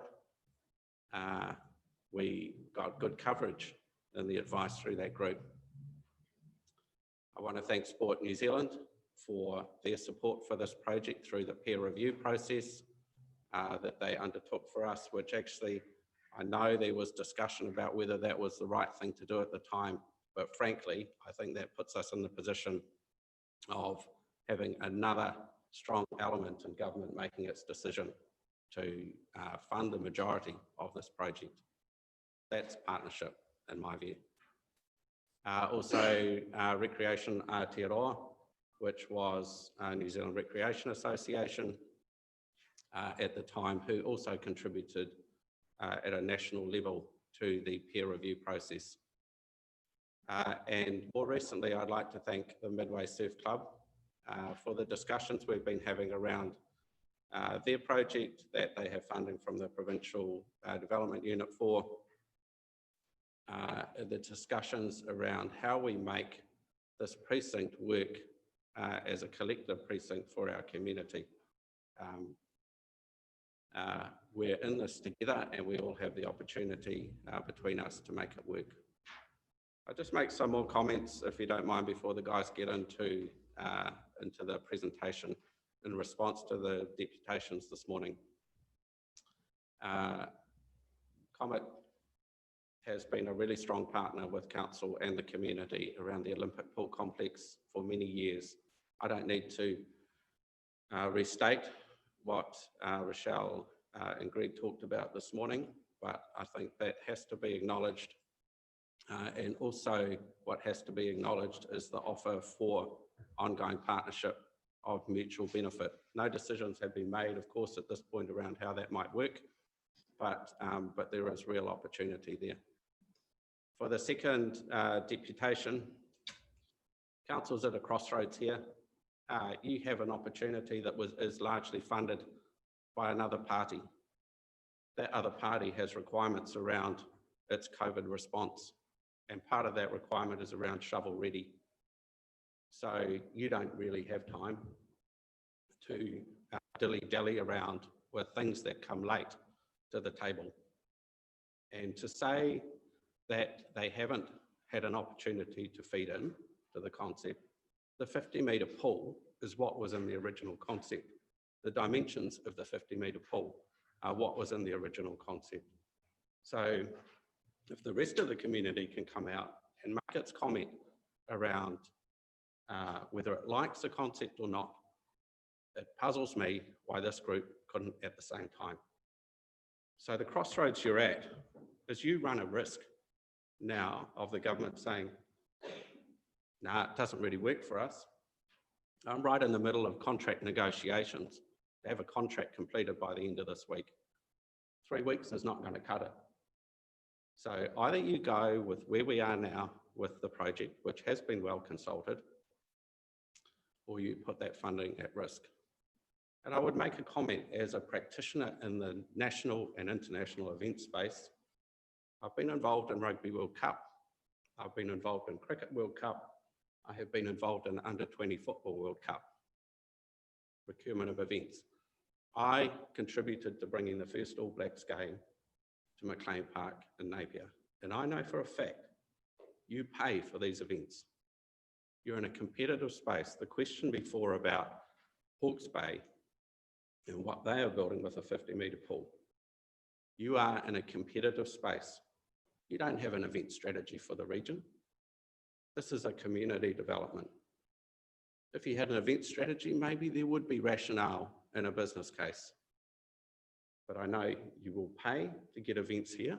It will be Council that takes the risks. Unless you can get somebody to say, yep, we're happy to put in 40 million bucks, or ideally 45 million bucks, to do something different, I would strongly recommend that you actually don't go down that track. This is your big opportunity. We've seen no others over the last 5 years. This is your big opportunity to actually get this job done. So I'll hand over to my happy team to make the presentation. This is Robson Timms, who you've all met previously. He's been carrying this project as project manager over the last 3 years. 3 years. Done an amazing job in herding the cats and getting people to work together. An excellent job and process. Toby Mason, next to him, is the director of Create Limited. There was a statement in the paper yesterday, that's a Napier company. Toby actually lives in Gisborne and has been with us for almost the same length of time in terms of pulling together the concept to the point that we're at now with the design.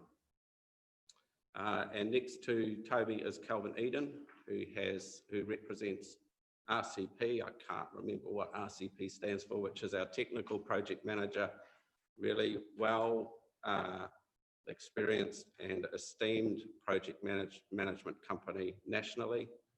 Without RCP, we would not have been in the position to put forward a shovel-ready project to the government. So we've tried to be prudent right through our process with,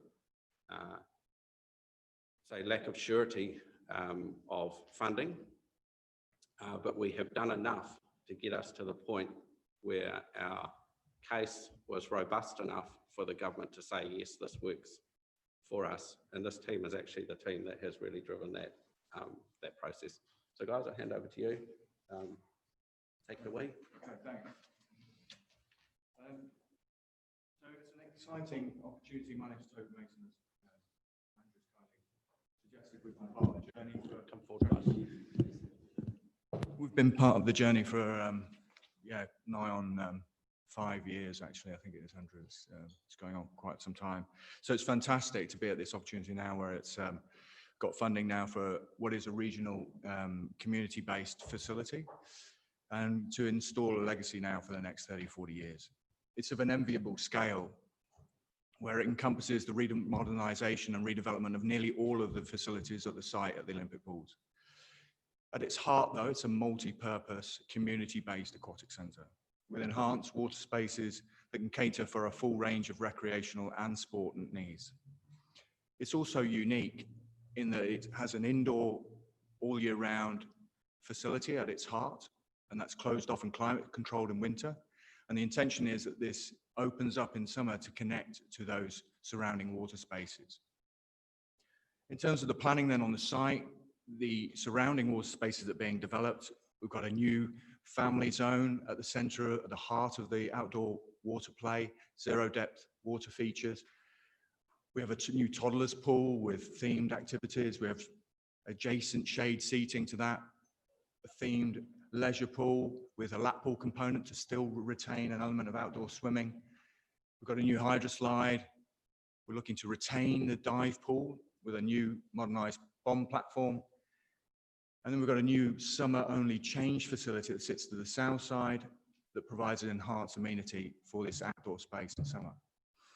Throughout the facility then, we've got naturalised landscape to enhance the look and feel of the facility. And so coming back then to the new indoor facility that sits in the centre of the site, this is intended to occupy the space where the 50-metre pool and the current admin block is.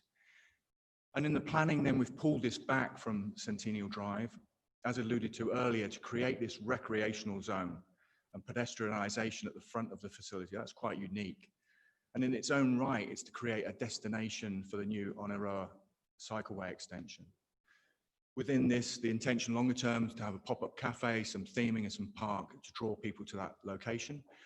And then to break down the boundary, the visual boundary between the facility and the outdoor space.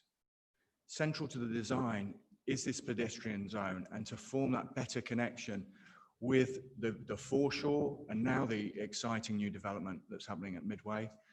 And early conversations are already happening in that space around making sure these two opportunities speak to each other.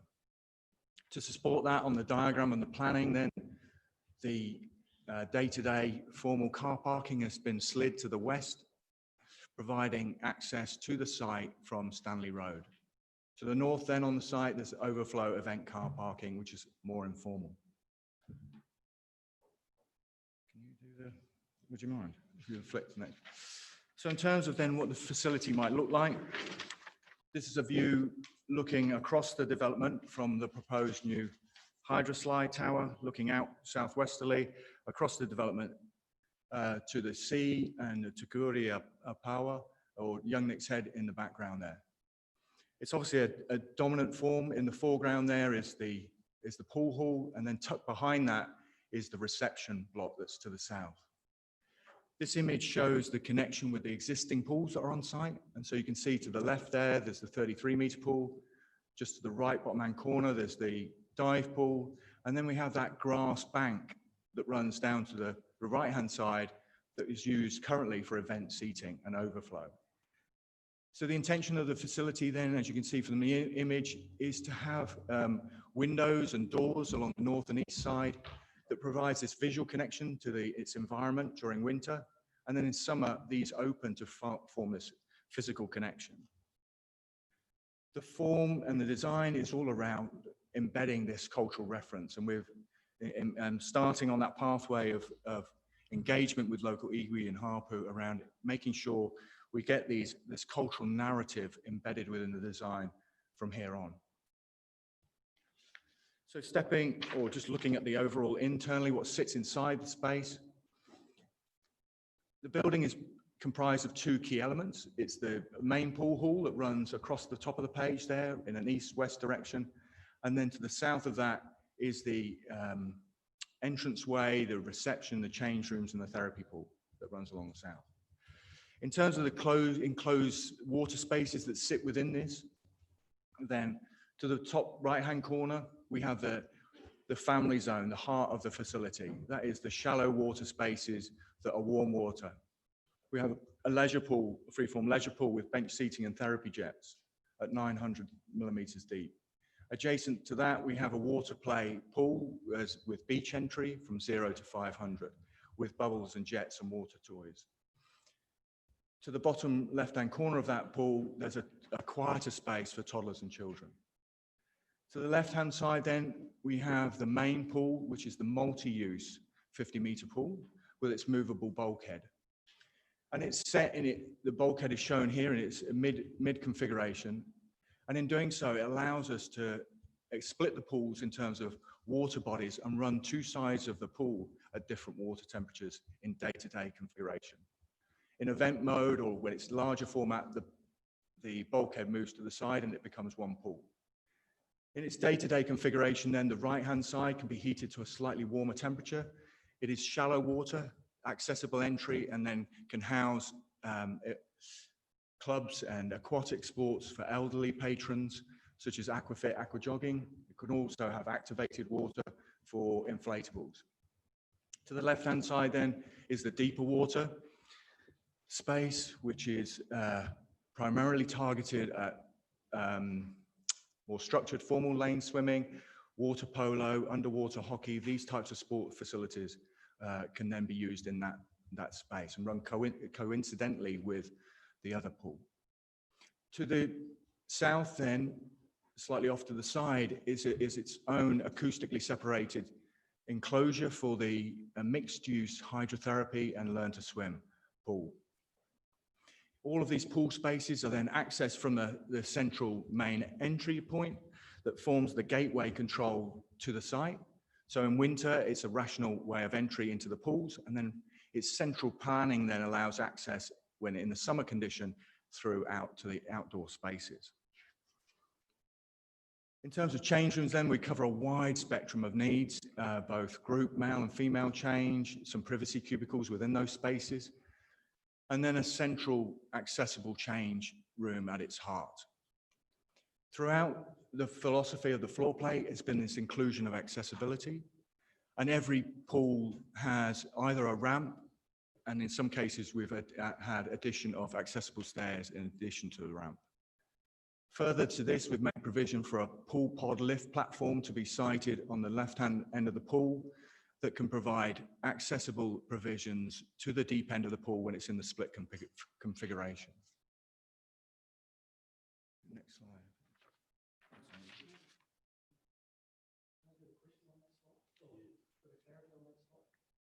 Yep. It seemed to me, looking at that, 5 metres is more than one lane, so it compromises the whole design. I mean, it's not just a matter of making a wider pool. You've actually compromised that whole design because you're shifting right up to the wall. So it's a redesign, a 5 metre wider pool. Correct. So to extend the pool by 5 metres is obviously 5 metres. There is an inclusion of then the spectator requirement that sits on top of that. And there are other performance requirements that then need to be accounted for, such as lighting, fire safety, toilets, and the like that need to be included in that. Sure, anything's possible, but yeah, it's all compensating. Councillor Cranston, you're right. It's a significant change. It's not a minor change that was mentioned before. So left-hand side deeper, right-hand side shallower. Does the pool design as it stands still allow for national level events if you've got a shallower end on one end? Is that going to exclude this pool? I haven't quite got to that slide, but the facility is all about regional events and mixed use. The intention has never been about holding national events. So unlike Hawke's Bay that you've heard in the press, if I may just talk to that for a moment, that's quite easy. It's dedicated as a high performance venue. It will have a 50-metre pool, deep water with a movable bulkhead. It'll be 2 metres across, and it will all be targeted at high performance sport. It will have adjacent seating for over 1,500 square meters, 1,500 people. It will need, higher lux level of lighting. It needs sprinklers throughout. It needs, all of the ablution blocks that go with that. It needs warm-up pool that sits with that. So there's a number of wider considerations around creating a national performance venue that needs to be considered. And what we're showing here is not that. Is the right-hand side shallower than the existing pool then? So to come back to the design as well, the pool actually can hold elite training purposes. It's designed to be able to hold up to national quality training for water polo, for example, canoe polo, long course, but it's all about training and not about holding events. Thank you. Why would you have 2 different water temperatures in the main pool? That's a great question, and it's never been done before outside the UK. So this was about taking a 50-metre pool, which are typically branded as cold water pools. They're run at 27 degrees. And if you're doing elite competition, they run slightly colder at 26. Those are really hard to get community elderly engagement into those pools. They're also very deep. So what we've done here, in order to keep the provision of a 50-metre pool for the community and for this wider training purposes, we then take a third of the pool at 2/3 of the pool at 2 metres, and then we shallow it off. So you still get dive entry at that end, but in raising the temperature, it means to 29 at one side and 27 at the other, we can start to include elderly classes, aquafit programs, and younger kids into that water space, and it becomes much more usable. Also, you can then include a ramp to that if it's slightly shallower, and accessibility becomes much more engaging. Oh gosh, firstly I want to say thank you, of course. You just said something quite significant then around engagement. I'm just sitting here thinking, isn't this the now time to get the epic, all over encompassing facility? After hearing from Matt, you've just said it's not being really considered for national events as such. So I'm just sitting here thinking, it's shovel ready to get taken down, etc. But we're not in a position, if we were going to make it an absolute, say, get going, do this, to even consider changing any of this, because you mentioned before too, it's not impossible, but how do I know that we're going to use this time, this money, this funding, this now to get the absolute best facility that may encompass water polo and all those things that came maybe late to the party, but without saying this is what happens to us in Gisborne. Often we get an opportunity, we don't want to mess it up, but it's the funding, the funding we're getting, they're saying, if you don't build it now, we're going to take it off you. If you don't build it, as you said in your specs originally, no adding new things or considerations, because to me, that's debunking community engagement as such. So I'm just a little bit, like, I want it to be awesome, and it is, it looks fair, but I don't want to have to keep saying, can we add on later on? Because nationally, people start saying, we want to come to that region for water polo. So this is us, let's do this, 22nd of September, digging it up. Through your worship, there's a couple of points in there, and I'll let Toby respond to the question about water polo. because we need to debunk the myths around this as well. And I'm not going to at any point criticise the Crown around the approach it has taken to making a contribution of $40 million to our region. The Crown's objectives are COVID response objectives. We all know that. This is one of a number of projects that is a COVID response project. They want employment for people who are becoming unemployed in the regions. They want the communities to benefit from things. What I said before around risk in terms of events, you can play the game of build it and they will come with any facility you want. You take the risk of that. And my advice as a professional is that you are in a competitive market here. It's the same as all the other stuff that councils build around the country that the council down the road has built. It's an investment, and then to bring events, you're playing in a competitive market. So if you want to do that, that's your call, but it's risky. The other risk is the government is very clear that it wants work done now. So for us to say, yeah, no, we want to consult more because we have had a latecomer group come to us about this, I think you're at risk in terms of the funding. So the shovel ready means shovel ready. It's kind of like, get cracking, guys. That's what the great government is saying to us.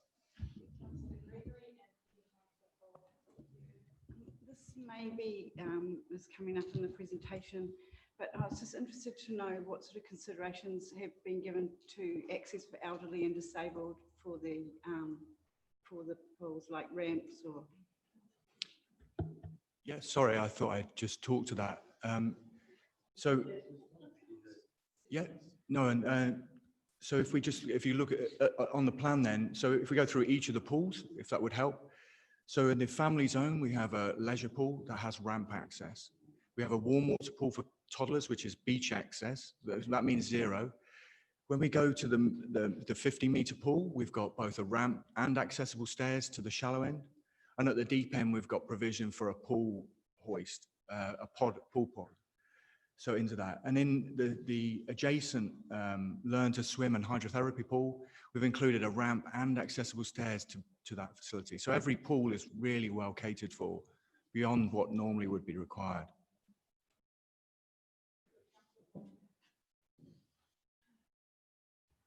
Thank you, Richard.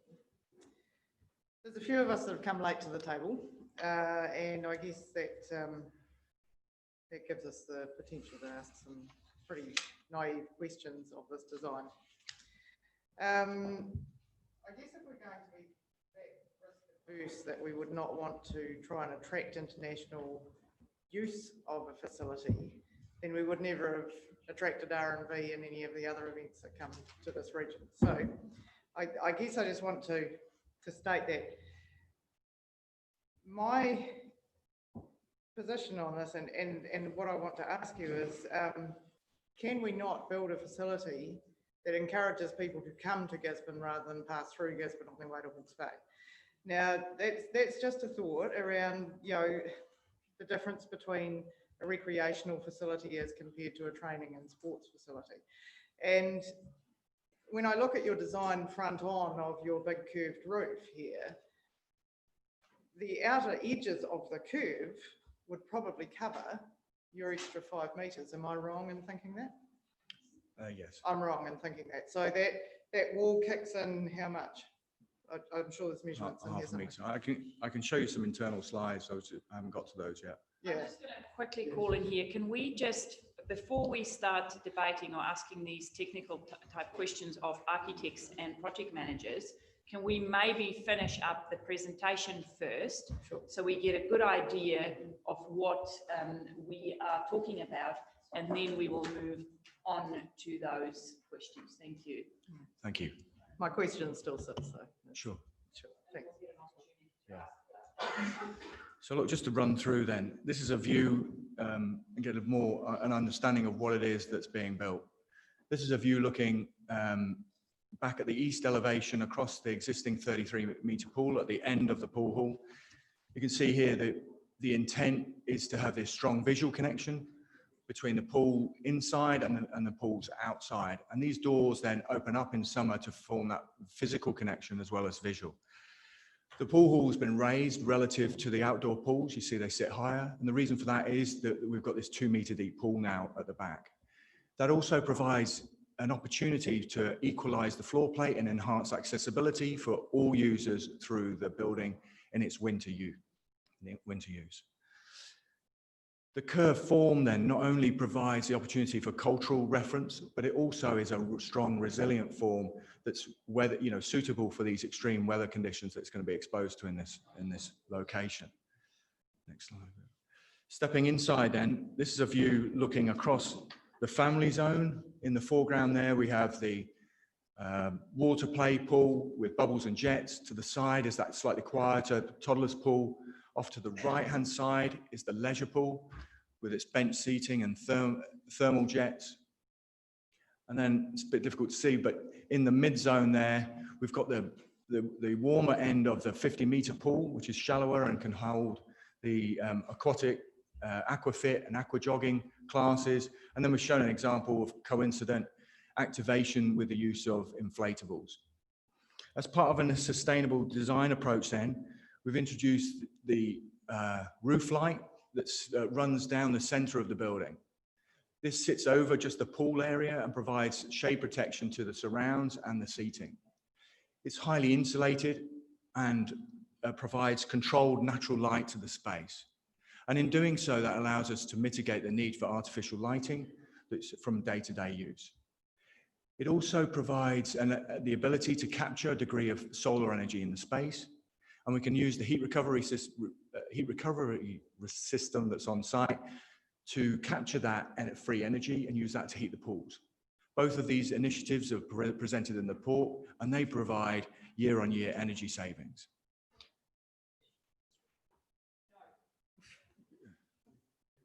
Further. Do the presentation and then everyone can ask questions. Otherwise, we're going to go down this maze.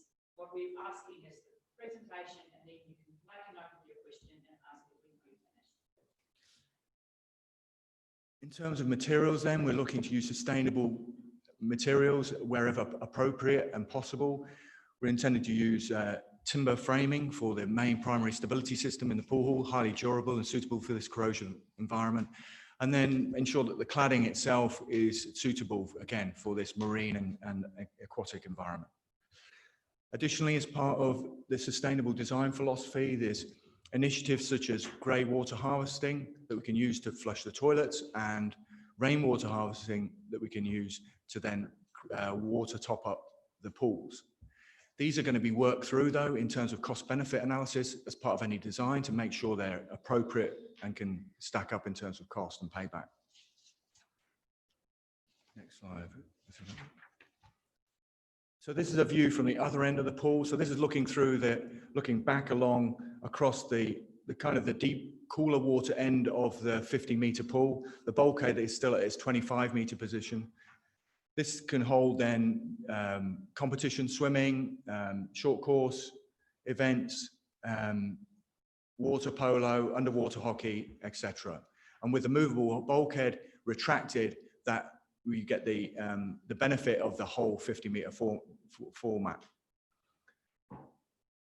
To the left-hand side, then we have a degree of internal bleacher seating that runs the full length of the pool hall to the left there, and as said, around circa 250 to 300 people. And then what we've done is to utilize the bank as it currently is, that sits outside the facility to the north. And we've got the facade along the north can have opening doors all the way along and allow this visual and physical connection for overflow event seating on the grass bank, and as it currently does when we have regional swim events. Okay, next. So just looking back outside, given that funding now has been confirmed, and this is for the whole development, it's very exciting. It includes both the indoor and the outdoor elements. These have been defined to a certain degree as part of the application, but we do understand there is a small scope for community engagements about what these might look like. These are just some of the examples of the aquatic provisions that, to some degree have been included for. We have a water play structure or tower, it's called, that would be in the family, the heart zone of it, as it were, outside, that has a slide and tipping buckets. There's an area of bubbles and jets, zero play, water. And then we look again to reintroduce these themed water toys within the outdoor toddler's pool. It's all about building water confidence for young kids. Next slide. Also, then we've got the Freeform leisure pool. It's a condensed version of the 33-meter pool. It's a 25-meter Freeform leisure pool. So it still has a lap pool component to it, so you can swim outside, but it is for families to recreate in as well. And then also we've accounted for a new iconic feature, Hydroslide, to replace what is a much loved iconic feature at Gisborne, but now aging. I'm going to then pass to Kelvin now to talk to the design phases and sequencing for the design and construction. Cool. Thanks, Dave. So just to go through briefly the phasing that was developed during the concept design, as well as the program and where we're currently at and how we're going to be shovel ready within the next few months. So during concept design, we developed several principles to establish how we would build this thing and what logical phasing and steps we would take to open it. So it came through the condition assessments. The logical way is to start with the 50-meter pool, maintain the external facilities open, and then move to the external after. So these elements were included in the application to government. So maintaining a community facility that is open throughout the build, which also has the benefit of maintaining jobs for the operations staff on team, and demonstrating that we were shovel ready within 6 months. So those projects were given priority in the evaluation of the shovel ready projects. So we'll just take you through the existing facility. The first step is to cover the 33-meter pool and build the external change. That is proposed to start on site in the next couple of months. That then enables us to operate the external year-round, and does mean we can start demolition of the admin building and 50-meter pool throughout this next summer. Then we can start the build of phase 1, which is the indoor pool hall and new admin building and the car park. Once that's up and running, the proposal is then to move into stage 2, which is the outdoor facilities. So just hand you back briefly to Toby to run through what that outdoor facility looks like and the scope that's included within it, which is the 33-meter temporary cover, the switching over of the heating system from the 50-meter pool to the 33-meter pool, the outdoor change, which is a permanent feature within the master plan. And then we also need a temporary portacom for the staff on site. So that's got the ticket booth, staff room, toilets and change, small meeting room for them. So just on to the next. So as Carl has just alluded to, through discussions about the early works, it made sense to then build elements first in some capacity, and building the summer change first it was a permanent element that needs to be built, rather than putting additional expense on temporary facilities during the construction period. So this is where we're at on what the external change room is going to look like. It's been sized in order to account for the providing necessary ablution and change facilities for all of the outdoor space in the longer term. It encompasses both a male group change and a female group change, and then some privacy cubicles within those spaces. And then at the front of the facility, there's 2 accessible family change with shower and toilets. Just sitting in front of that, you can probably just make out there's open unisex shower, just showers that sit under a covered area and are wind sheltered at the front there. The intention of this facility has always been that it would be summer use only. It would be closed down in winter and not used, only for summer. And therefore it's uninsulated, it's unheated, and it's naturally ventilated. So during the temporary works then, we are exploring options to provide some temporary heating during the early works program, because to enhance amenity during those cold winter days. The form at its core, you can see, has strong cultural relevance and is inspired by some of the carving inlays on Aroa walkway. We've been in part of engagement already with local iwi and hapu over ensuring that the cultural narrative can now be brought in, and this sits with them and can be embedded within textures and finishes that sit over the top of this. So I'll hand back to Kelvin now for the program element. Yes, so we've been extremely lucky to work with a great set of consultant team above and beyond Create. We've had landscape architects involved, geotechnical engineers, traffic engineers, and a full design team that have produced the concept to date and helped formulate up the overall master plan and budget that went into the CIP application earlier this year. We've also been busy since that application developing up the early works package. So that is on track. We're in detailed design at the minute, and we're hoping to get on site, as I mentioned, within the next couple of months. So following that, we hope approval for the project will then enable us to get into the main work design. So we'll start to work through the preliminary design and the rest of the design stages. One item I'd like to highlight in here is the demo of the existing facility. So that work can be done whilst we're continuing and completing the design, along with the earthworks. And it's really important to note this program was developed last year, and a lot of it is based around the summer pool opening and the earthworks season. So it works in really well of getting these works done before April, May next year, and then before we start getting into the main build works. So at the moment, the program is tight. We must say that. It is compressed. We are advancing some elements to help expedite the program, but it does work really well with both the earthwork season and the seasonal operation of the existing pool facility. So do you want to wrap things up? So what we're going to do now is open up the floor. Councillor Faulkner, I'll go to you first, and you can ask your question. And then councillors, the paper is open for discussion. I've got Councillor Dowsing. I'm just making notes. Please ask all the questions you want to ask, because then everyone might want to have a go. So I'll give everyone one opportunity.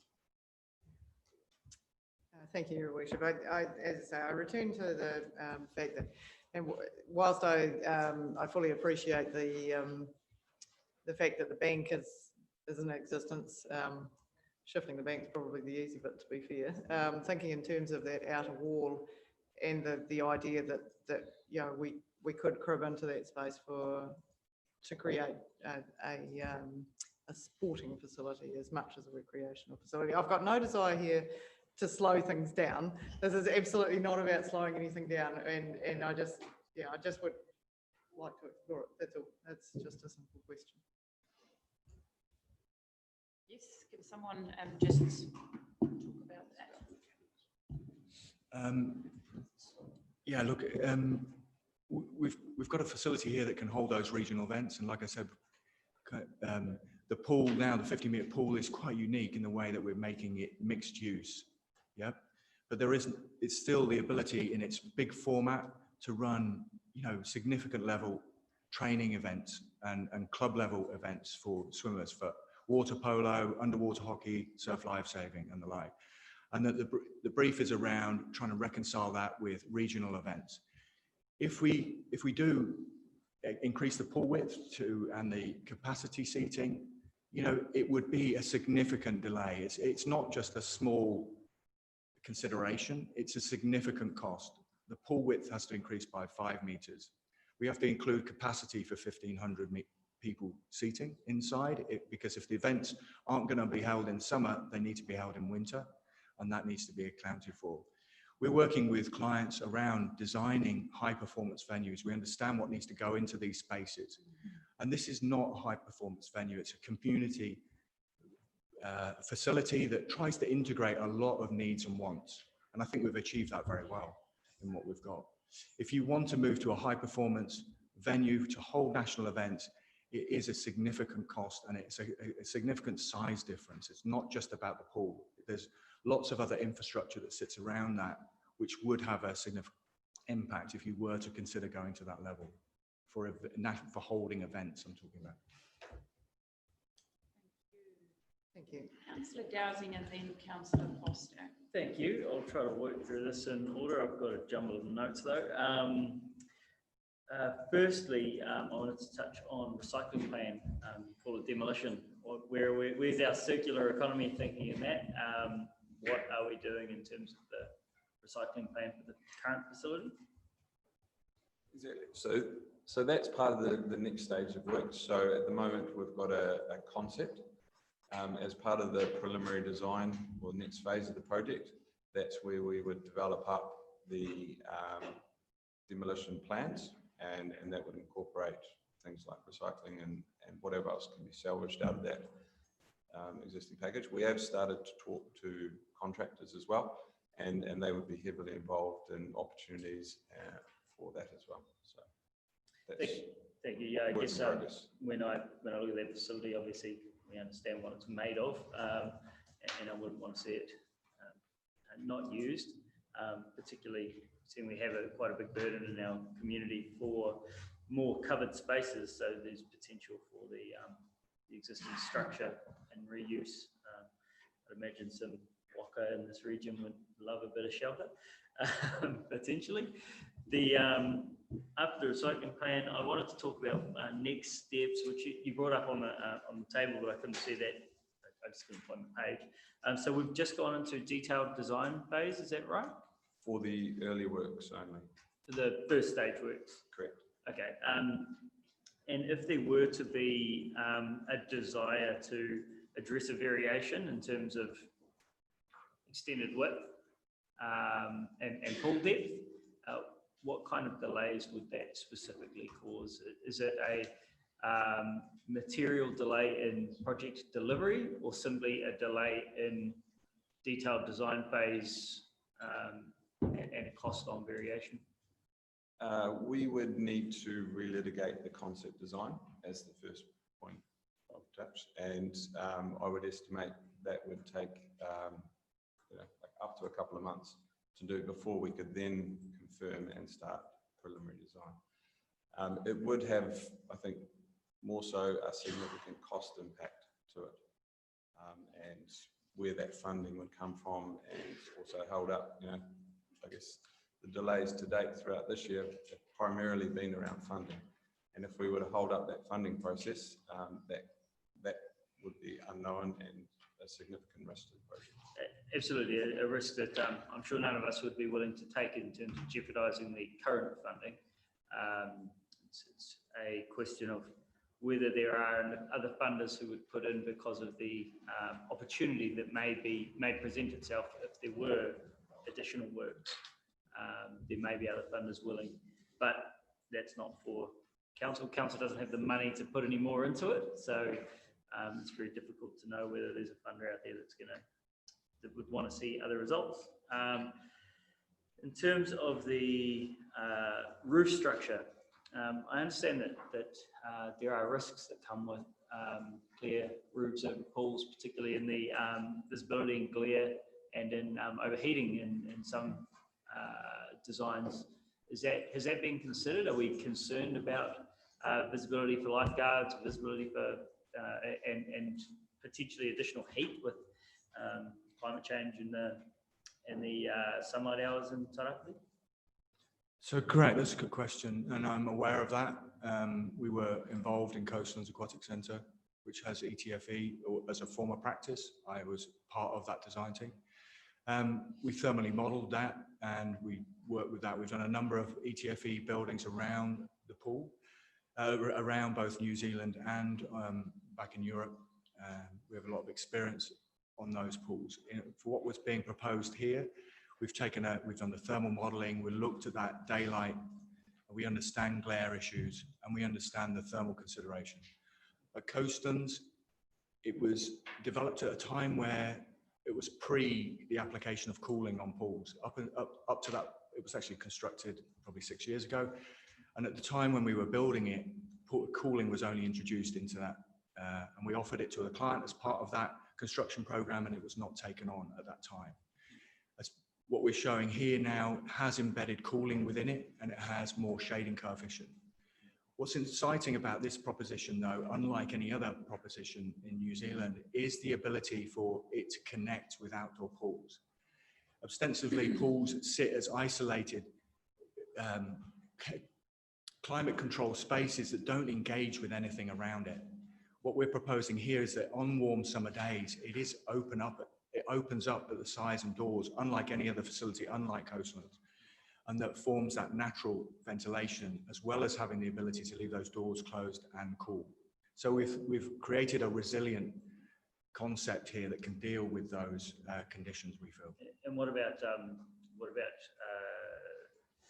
UV and people getting sunburned whilst theoretically indoors? Yeah, so what is the treatment? That's another good question. Coastlands was the first example of UV inhibited foil being used on any facility.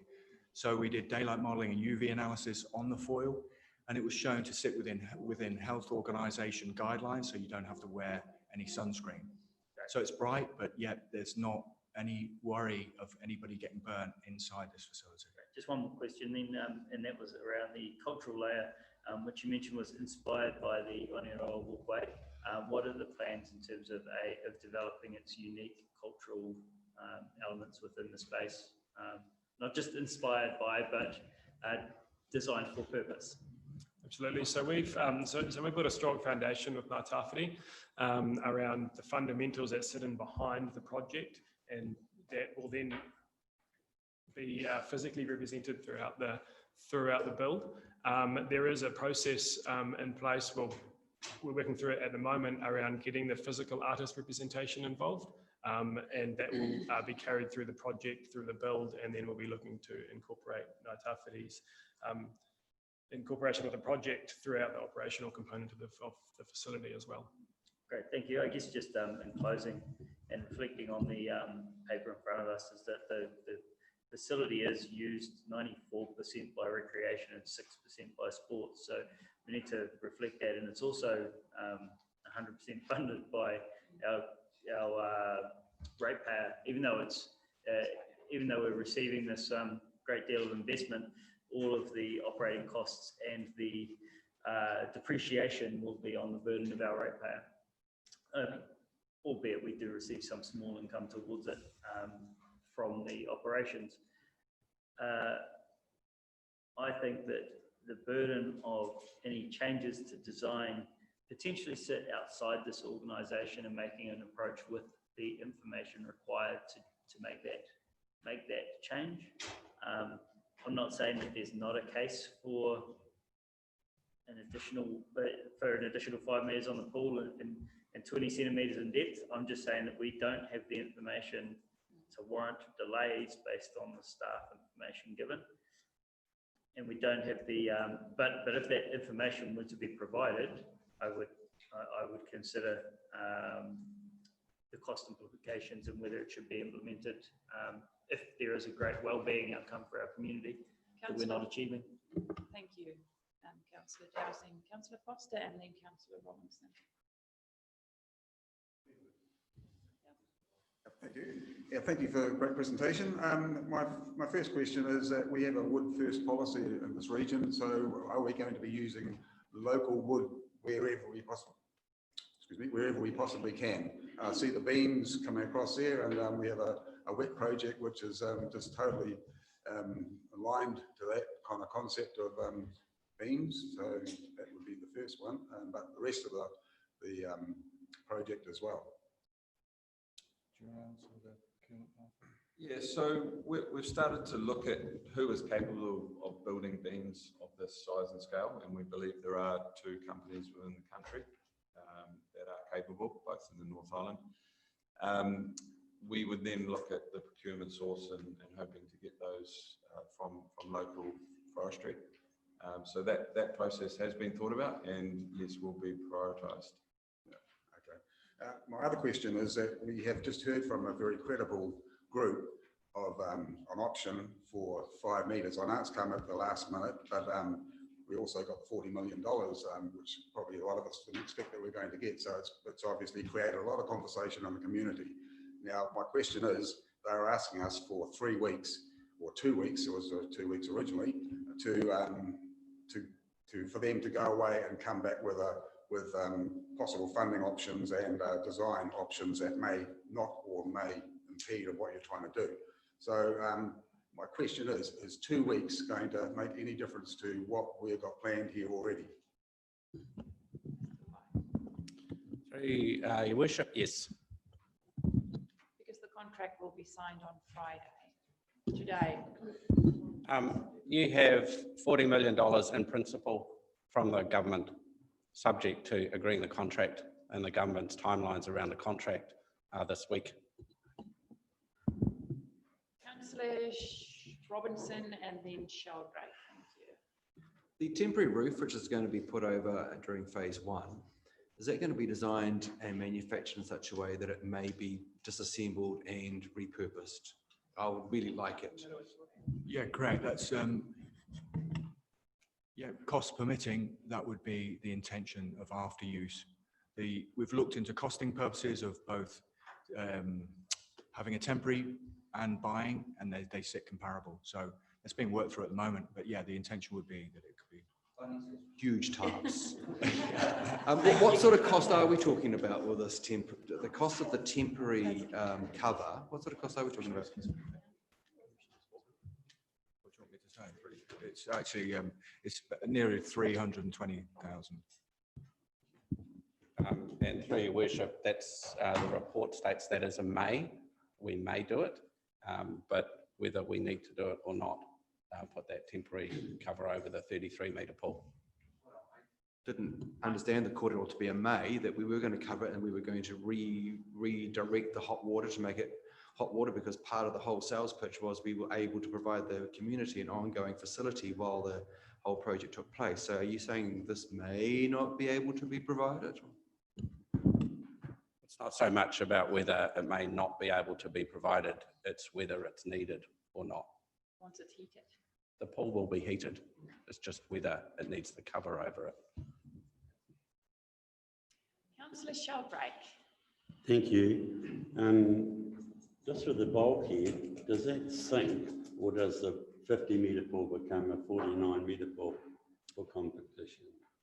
The overall length of the pool is 51.15 metres long to account for the 1.5 metre wide bulkhead. So when it's retracted, you get a 50-metre pool at competition length, and it slides rather than the swim wall that you have just pivots and sinks to the ground. Brilliant, thank you.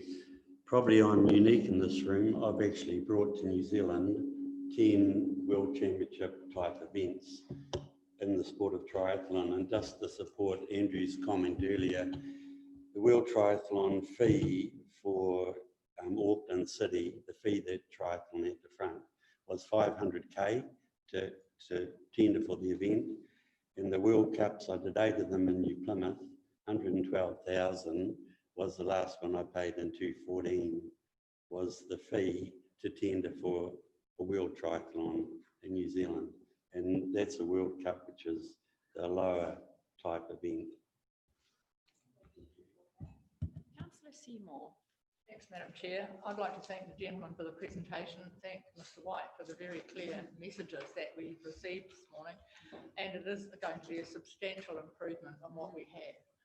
As usual, my question is about money. So we are talking about some things being scoped up now, and in this proposal that's been put to the Crown, is there an element of contingency? Because I'm just hearing that some things are still only being designed and then are going to be. So are we expecting this to come in under the 45.650 as the city, beg your pardon, 46.055 is the maximum figure that we've got in this document, and I'm really worried about whether it might come in more than that. Exactly. So that is a total development cost that has been priced by a professional QS, BBD, who was on board for the concept design phase. That includes things like contingency, like escalation. However, there are some exclusions which we're working to that will start to be either incorporated within that design contingency budget, or will need to be a decision that they are by council to be excluded. But they're relatively minor in nature. And just to comment further on that, that is specific to this redevelopment, so it's not to do with any other change in scope. I appreciate that entirely. Thank you very much for that. But we just need to be really, really careful about what's in and what's out, because we've seen with theatres that we take something out to make it a palatable figure for the project, and then 6 months later or a year later we want to put it back in. So, you know, great work we've got, fantastic to get this grant. The next stage of the process financially is really important too. Through your worship, I do think that that's a really good point to make, and it offsets against some of the other discussions today as well. So the Lawson Field Theatre, for example, much smaller project, but the same sort of approach around making sure that affordability is right up there at the start, and actually setting a realistic budget for the project from the start. That allowed us to come in under budget on that project with a lot of diligence from the different parties that were involved in it. This is much higher risk in terms of if this project comes in over cost, the impact of over cost on a project that is 10 times as big as Lawson Field Theatre is probably 10 times as big as well. So the proper diligence being put into this right from the start, making sure that we have a realistic budget is actually key to the planning that we've been doing. Can I say supplementary? Absolutely in support of what Mr. White said. With respect to the War Memorial Theatre though, the War Memorial Theatre Trust is still paying for things that were cut out of that. And, you know, design doors were shifted, which wasn't the smartest idea. And so we just need to make sure we keep this with the right things that we want in it, and that bits and pieces are not cut out just to save dollars, but that it is manageable. Thank you. I would like to make a comment. Not long ago, maybe 6 months ago, when new councillors joined us, we had a workshop at the pool, and we were seriously talking. There were options that we will have to close the door to the pool, and because maintenance for the next few years would just inhibit us. Now we are in the opportunity, the great opportunity, where we have received funding, and not just some funding, all funding, to do a project that we have put forward in the CIP process. And it is up to us as councillors to make sure that we stick to the budget. We have assigned on page 5, we have certain numbers here, and those are big numbers. We are talking about $46 million. It is a lot of money. So for us as councillors, we and our staff working with our staff, it is up to us to make sure we give our community, this community facility, in the time and the budget that we are committed to. So as a council, we are committed to doing this project with our partners and our other partners at the back, everyone that's involved, and make sure we stick to the budgets we have, because in the end of the day, it might not be ratepayers' money, but it is money that comes out of all of our pockets. So I do want to give our community the commitment that we will be sticking to our budgets.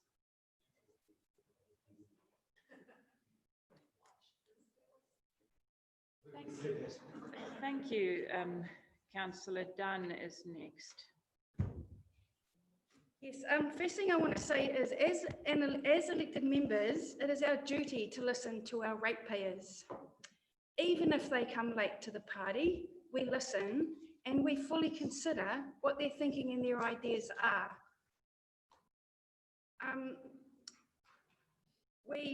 That is our duty to do that.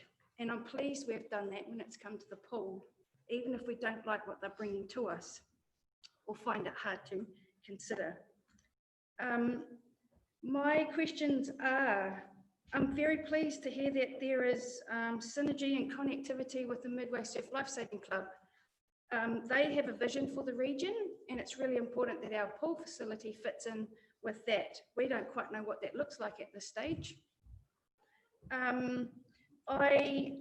a challenge to the greater council, we really do need to zoom out with this facility, irrespective of this project, and look at the wider context of this area. It is a stunning part of our city. The pool, the Surf Lifesaving Club, the beach, the adventure playground, the bike park, the recreational park right next door. This whole area is stunning.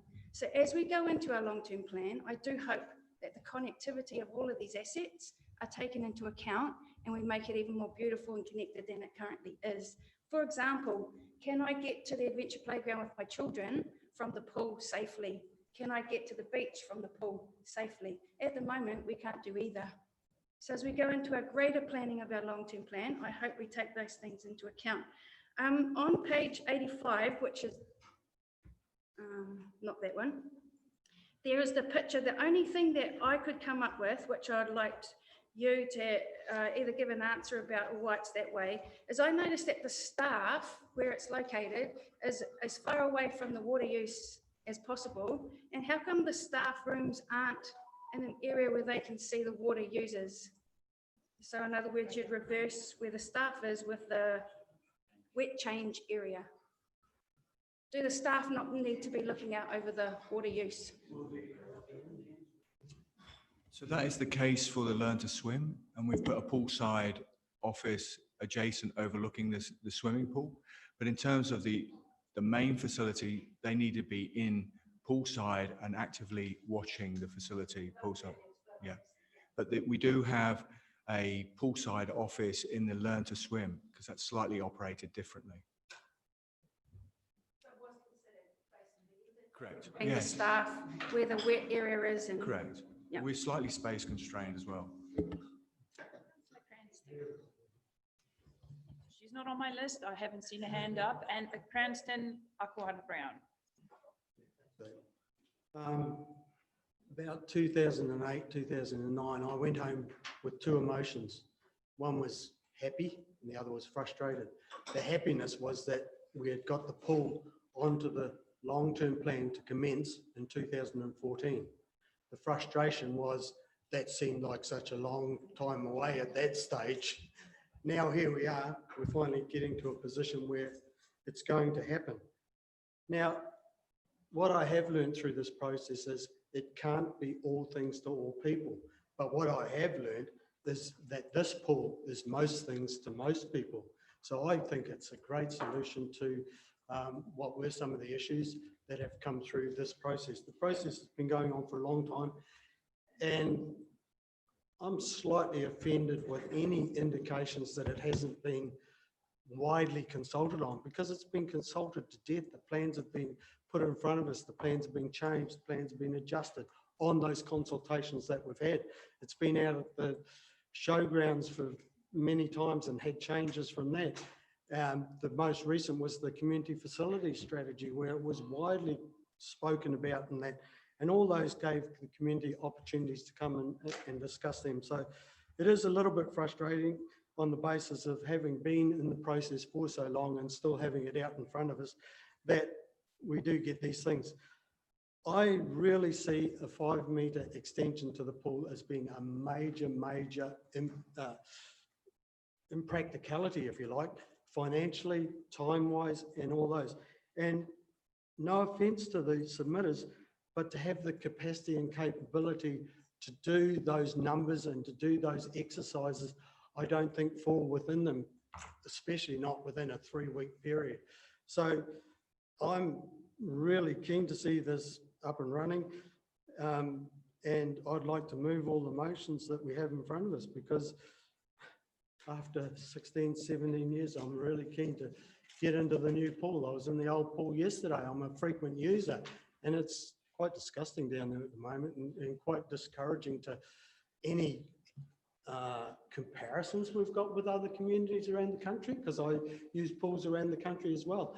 We are so behind in what our pool offers to our community, and it is about our community, as it was stated before. The percentage of sports users to recreation users is hugely in favour of the recreation users. And that's probably what we've taken on board in our decision making, that this is a recreational space, but it does answer a lot of those sporting requirements, not at the national competition level, but everything under that, it answers it and it's adequate and it's well designed for it. So I'm pretty enthusiastic to move these recommendations and let's get the spade in the ground. Thank you. Councillor Akwafa-Brown. Thank you, Worship. I want to thank you again for being here today and presenting a couple of things. You can appreciate that as decision makers for this region, we will still have those who will be unhappy in respect to the decision we make to say, let's just get this shovel in. We're tasked to do that. And the last thing we want to hear is those Muppets missed an opportunity. And that's kind of the rhetoric sometimes posed to us. And subsequently, that's what this is. You've kind of given me a heads up that this is a community facility. And it always has been in the sense of its reach to this region. We've seen the numbers, but I guess for a lot of us, when we saw that huge investment, we saw this bigger opportunity, and we're starting to see costs associated to dreaming a little bigger and wider, be it 5 metres and 20 centimetres. If someone was to come today with 5 more million, could that be, is that the holding back? We've got this money, got to spend it. This government's been very generous to this region and we're very appreciative.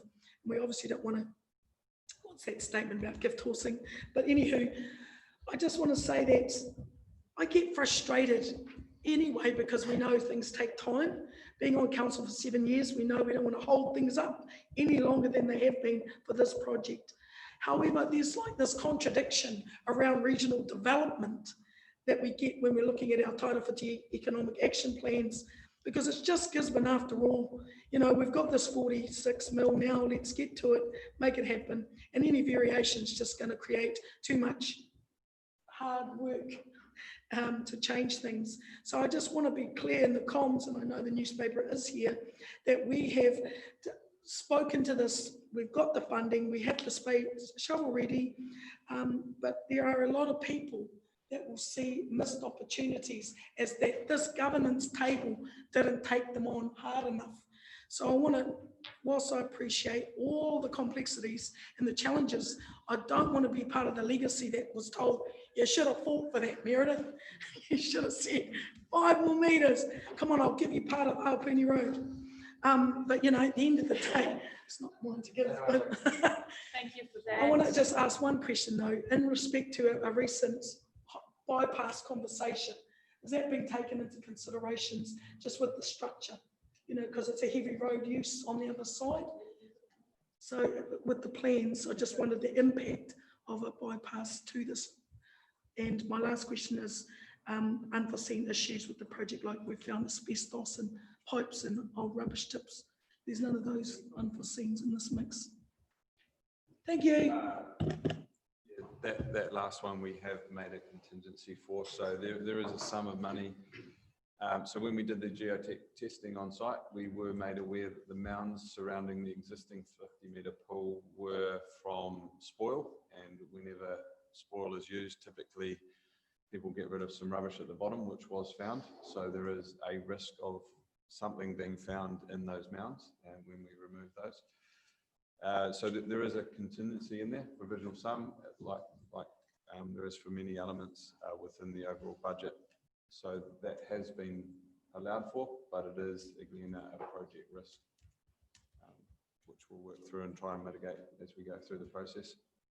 And also there's extensive ground improvements that have been allowed for on the geotechnical side that would enhance the stability of the pool in the event of a seismic event. One other thing I'd like to remind everyone of is the main sewer line which runs underneath the pool. So the pool is currently planned to sit on top of that, bridging it. Any depth or change does mean significant impact, and that does need to be considered. Thank you for that. I have Councillor Wharehinga and then Councillor Worsnop. Oh, Oh, sorry, I I was didn't just hear. going to add to that because we're actually going up to get extra depth. So the whole pool floor, in terms of the whole facility, will have to be increased if we were to increase the depth at that other end of the 50-metre pool. So it's not that we're just going to dig a deeper hole for the depth because of the infrastructure that sits below the whole pool hall. Councillor Wharehinga and then Councillor Worsnop. And then I think everyone had an opportunity. So I know some people are texting me and signaling, you will have an opportunity to make a quick question. Thank you. Thank you, Your Worship. It's an extraordinary council meeting, right? So I'll stand. I really agree with the essence of what my colleagues, Councillor Brown and Councillor Dunn, have been saying in regards to community engagement. Even if it does come in at the 13th hour, you know, to still consider it and to still hear it out. And on the surface of it, 5 meters to me, when first kind of hearing it, kind of didn't sound like too big of a deal. And then, you know, you go back through and have a look at the plans and you kind of go, oh, okay. And then we've allowed for this amount for people to safely walk past the pool, so that'll have to be shifted out. And then we've got these things that hold the roof up, so those have to be shifted out. Maybe a bit too big of an ask. And then I started thinking, well, maybe 20 centimeters depth is maybe one of the things. If it's not both, then maybe it could be possibly be one of them. And then I'm reminded again about our aquafit fund. So when people have asked me about the $40 million and they've said, what's this $40 million for the pool? I've always said it's for our children and it's for our kaumātua. It's to make the place safe for our children and for our kaumātua. 20, so that made me kind of go, that 20 centimeters extra, possibly in regards, it's not a 20 centimeters extra plus aquafit plus elderly might not be the best equation that we want to be kind of putting in there in terms of our aquafit whānau on the right hand side. And this is me kind of speaking to the consideration of the information that we get from our community. I do also want to, and this is going to make me sound like old man wharehinga, which is quite a hard case, but I do want to remind us of the past conversations we've had in regards to our community. I do recall when we first started having the conversations about what the community wanted around this pool, we had lazy rivers, we had all sorts of real cool, awesome looking things. And if I do recall, like the budget for those things came at maybe about approximately here, mid 40 mil or something like that. And we were like, oh, that's great. We did the conversation, we had a goal to aim for, we could kind of plan for this thing. And then we soon found out that after maybe about 1 or 2 years, like things were to get the costs reevaluated, and that went from mid 40s to kind of knocking on 60s and then knocking on, et cetera, which is why I would love to deliver on everything that our community wants for this, but quite frankly, we can't. Quite frankly, we can't do that. So the next thing we can do is ensure that we spend every single one of these $46,055,000, no cent more, on this pool fast without creating overheads and managing that dollar really, really well.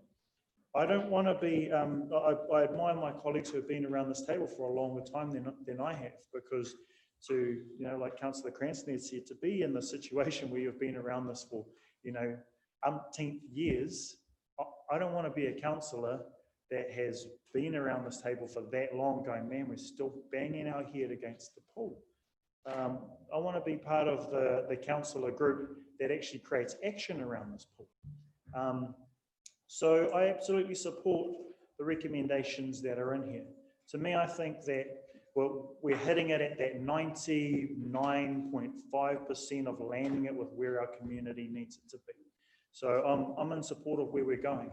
However, I would like to urge ourselves as a table, I'd like to urge the organisation, the council, to move with speed, manage the spend, and let's deliver this really quickly for our community. And I'd also like to urge this table to hold our council to account in order to be able to deliver on that. So I'm excited about what's coming up, but it's going to require us, particularly our table, a lot of energy in order to be able to laser focus in on this project to make sure that it comes in on time, on budget, and to quality. Kia ora. Councillor Worsnop. Kia ora. So first of all, congratulations to the team who did pull this together and all the councillors that have gone before, especially us newbies, for a very long period of time and seen this through. There really was no light at the end of that tunnel until very, very recently. So I commend you for your diligence. I'd first of all like to support Amber in what she has said in regards to the importance, and Josh and Meredith, and in terms of the importance of listening to our community, even when it feels like potentially it may be inconvenient. I do also commend the people who have bought these deputations. There is always a place for our community looking for how we can improve on what we're doing, how we can gain further community benefits. And without them doing that, we miss opportunities. So I think the community input in that way and using their minds is incredibly important. I think had this been part of a much earlier conversation, potentially we would have had some different opportunities in front of us. That isn't the case. We did not know until very recently that Midway was going to tie in with the input pool complex in the way that it has, which has no doubt changed probably the view of the people who have bought this submission as well in terms of the potential. I understand from those of you who have been around the table a lot longer than myself, and probably particularly Terry, who has some experience in this field, that the scope we're talking about is beyond what certainly I understood in the first instance. 5 metres didn't sound much to me either, Josh, or 20 centimetres for that matter. But I do understand the urgency. I'm reluctant to put it in a do this now or else we'll lose the funding bracket. I don't think government works like that, particularly in election year. That would be, I don't think that that's a stick we can beat ourselves with. However, I do understand the urgency as a council to get this project underway. I love business cases. I love the idea of bringing community benefit, and I would really love this to have been part of that earlier conversation. But I defer to those of you who have been around the table a lot longer than me in accepting that that opportunity appears to have passed us by. Whether we are held to account over that in the future remains to be seen, but ultimately I think it's for us to get on with the work. Thank you. Okay, anyone wants to, this is not going to be 12 turns of everyone wanting to say something fast. I have got Councillor Robinson for 30 seconds and Councillor Dunn for 30 seconds. Thank you. I'm just sitting here trying to still reconcile in my mind. You said that this facility is going to be designed for national level training events, but not actually for events. I mean, how close off spec are we, or was that spec? I just can't reconcile it in my head. I know that Matt talked about international events and the pool had to be bigger and for that, but have we designed a pool which in fact could still hold national level events, or is it only going to be regional level events? I just really want that point clarified, please. The design is all about regional events and community-based facilities.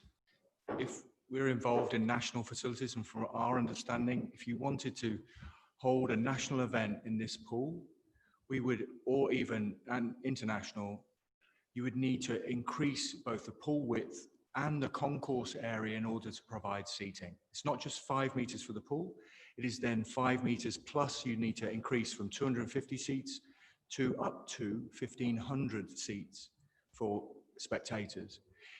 Once you go to that bracket, you need to raise lux levels throughout the facility. You need to have sprinklers throughout the facility. There are a number, you need to have ablutions for those people. So there is a number of flow-on effects that need to be considered to be able to hold national events. That's all. It's not just 5 metres on the pool width. Councillor Dunn, last. I'm going to stand up because I think I might need to run out. It doesn't matter if you stand or sit, you look the same. I might need to run out the door because I don't think you're going to like my question, so I'm getting ready to run out the door.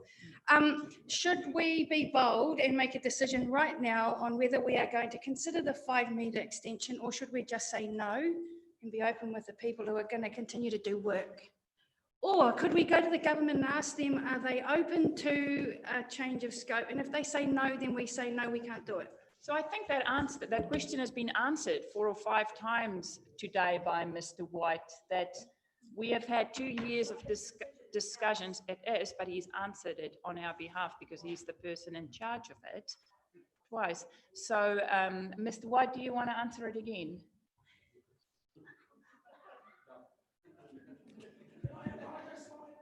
Through your worship, no, not really, but we are in contract negotiations and we have been given clear direction from the people we're in negotiation with that what we submitted as our application is what they accept. So they don't want scope change. So we've talked to them about, because those of you who have been in the discussion, phase 1, which is the indoor facility, we've done a lot of work around that. But you'll remember phase 2 was kind of like that extra bit at the end. If we can get phase 1, well, that's great. And that was hard work in itself. Phase 2 was like, oh gosh, that's, we don't know where that is. So we have said to them that we would like to talk more with the community around phase 2 if we can. Their response on that has been, if there are not material changes to phase 2, that's okay. So they are being really tight around this, and I think there is a difference with this particular government funding process to other government funding processes that we've been involved in, is that there is a real different social outcome that the government is looking for from this package of funding, which is about COVID-19 response and the difficulty that a lot of people in the community are finding themselves in as a result of COVID-19. So yes, there are objectives from a community perspective about what we do, but there are objectives from the government about what they're trying to achieve by investing in the regions. What we are deciding today is that we are not going to investigate an extra 5 metres of the pool. We are saying we're going with the scope that we've got, and we can give that indication to the parties that are going to go away and do work. So, is that correct? Just in terms of process, can I just remind you that that was a deputation that was presented by the public with nothing written for us to be able to respond to. So if that is the pathway that you wish to take, you are doing so on an uninformed decision making with no report back by staff, and we would not support that. So what you have in front. My question is we're going to go forward with what we've got, even having heard the deputation. I'm saying, can we let the other party know, thank you for that deputation, but we are proceeding with what we've already got. I'm just talking about being responsive. And I haven't finished what I was saying, which was to that point that once this paper, if you so choose to adopt it, the contract gets signed, we do not enter into negotiations around any scope change.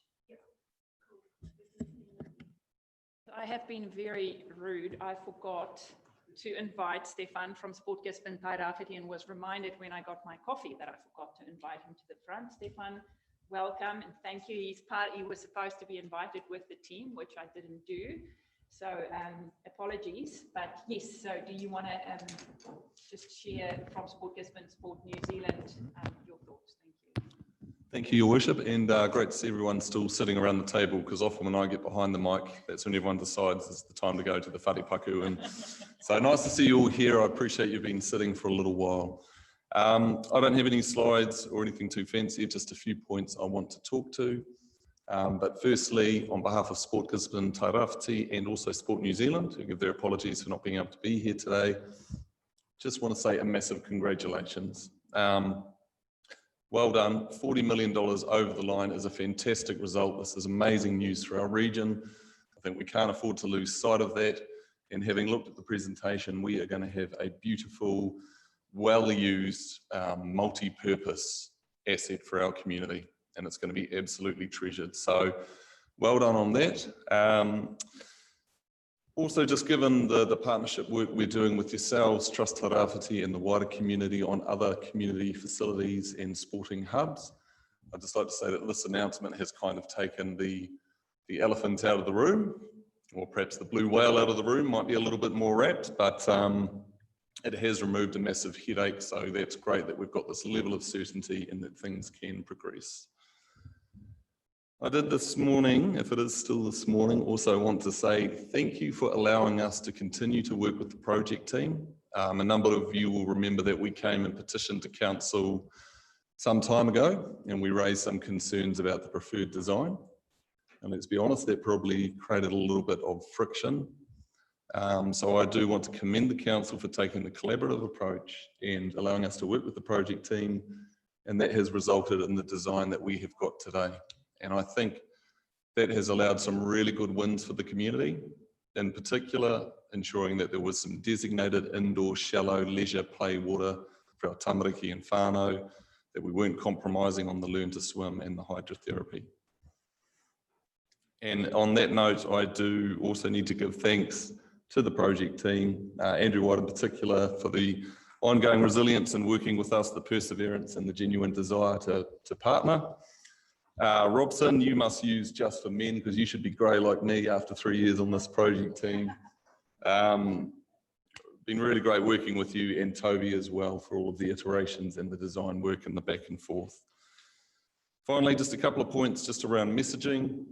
With the pool, I think a lot of our community is really excited by it, but I'm sure you'll be aware there's a little bit of sentiment where people are saying, wow, that is a lot of money that could have gone on sewage or emergency housing. So I'm sure that's been coming to the council. We're definitely going to promote some messaging around that this should be seen as a great win. It did not come at the expense of those other needs. Certainly those are critical issues that still need to be addressed.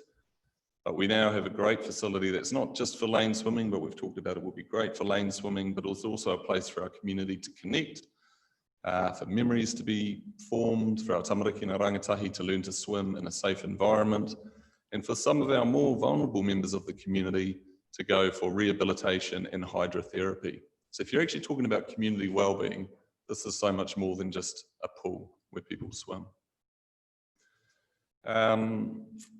Just finally, it's quite topical, and I might just refer to the point that when Matt came up earlier and spoke, and he spoke to me briefly yesterday, I do commend obviously the passion that is there and the aspirational thinking. And, you know, it is hard, and we're here to promote sport and thinking about, hey, are we missing a bit of an opportunity? But I've sat in my seat and had time to mull this over, and Matt, you're probably going to throw something at me at the end of this. But I would say to you now, take the design that you have got, go with it, move on this quickly. This is a design that will benefit most of the community. Yes, there could be a chance to get some great events, but there are always risks. You are competing. I think the cost that will be involved and the flow-on effects from going down that track will not justify it. I would say that quite clearly. I think if Sport New Zealand in the room were here, they would say that quite clearly as well. So unfortunately, yep, that is a position I'm now landing on, but I would say go with this design and move with it and celebrate what we're going to have, and it's going to be bloody great. Finally, if we can offer any support in the implementation, we are happy to. And I'm going to slightly hijack this and go off on a totally random tangent. You'll have to bear with me, but I would like to thank the council for the civil defence function that you provide. A little while ago, our kids were brought back from Rangiata Station right up on the East Cape, where they were trapped after the floods and the landslides, and the communication and the support we got from council was brilliant. And I would like to single out Dave Wilson over there, who's hiding over there, but he was great. So Dave, you'll need to think about whether it's wine, chocolate, beer that you'd like dropped off later on, but don't forget to put it in the gift register. Cool. Kia ora koutou, thank you for that. So for those of you that don't know, Stefan's 4 kids were helicoptered out because they were stuck with Nan and Pop after the school holidays and after the floods. The East Cape Road had a slip, and so the kids couldn't come out, so they stayed an extra week with Nan and Pop and then were helicoptered out. Fantastic. Well done, Dave. Thank you for that, Stefan. Andrew, Nadine, Robson, Toby, anyone more comment? Councillors, anything else? If not, I take you to page 5 of 240. We have 6 recommendations there. I have a mover in Councillor Cranston, and I have a seconder in Councillor Seymour. All in favour? Aye. Contrary? Carried. Well done. Thank you, everyone. So famous, famous last words this morning where I said we're going to be finished by lunchtime. We are not even halfway. So what I'm saying, there's no lunch. So we're going to, councillors can pop out and grab some lunch. We'll be back at 1:15. I'm sure you can survive by getting your own lunches. I'm sure we can do that.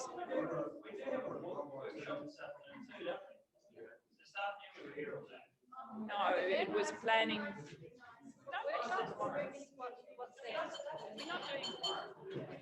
Can I please just have everyone listen to what I'm going to say now? Please go out and get your own lunch and come back at 1:15 when we will resume our other meeting. I declare our extraordinary council meeting closed and we will open up our finance and performance meeting at 1:15. Thank you for your contribution.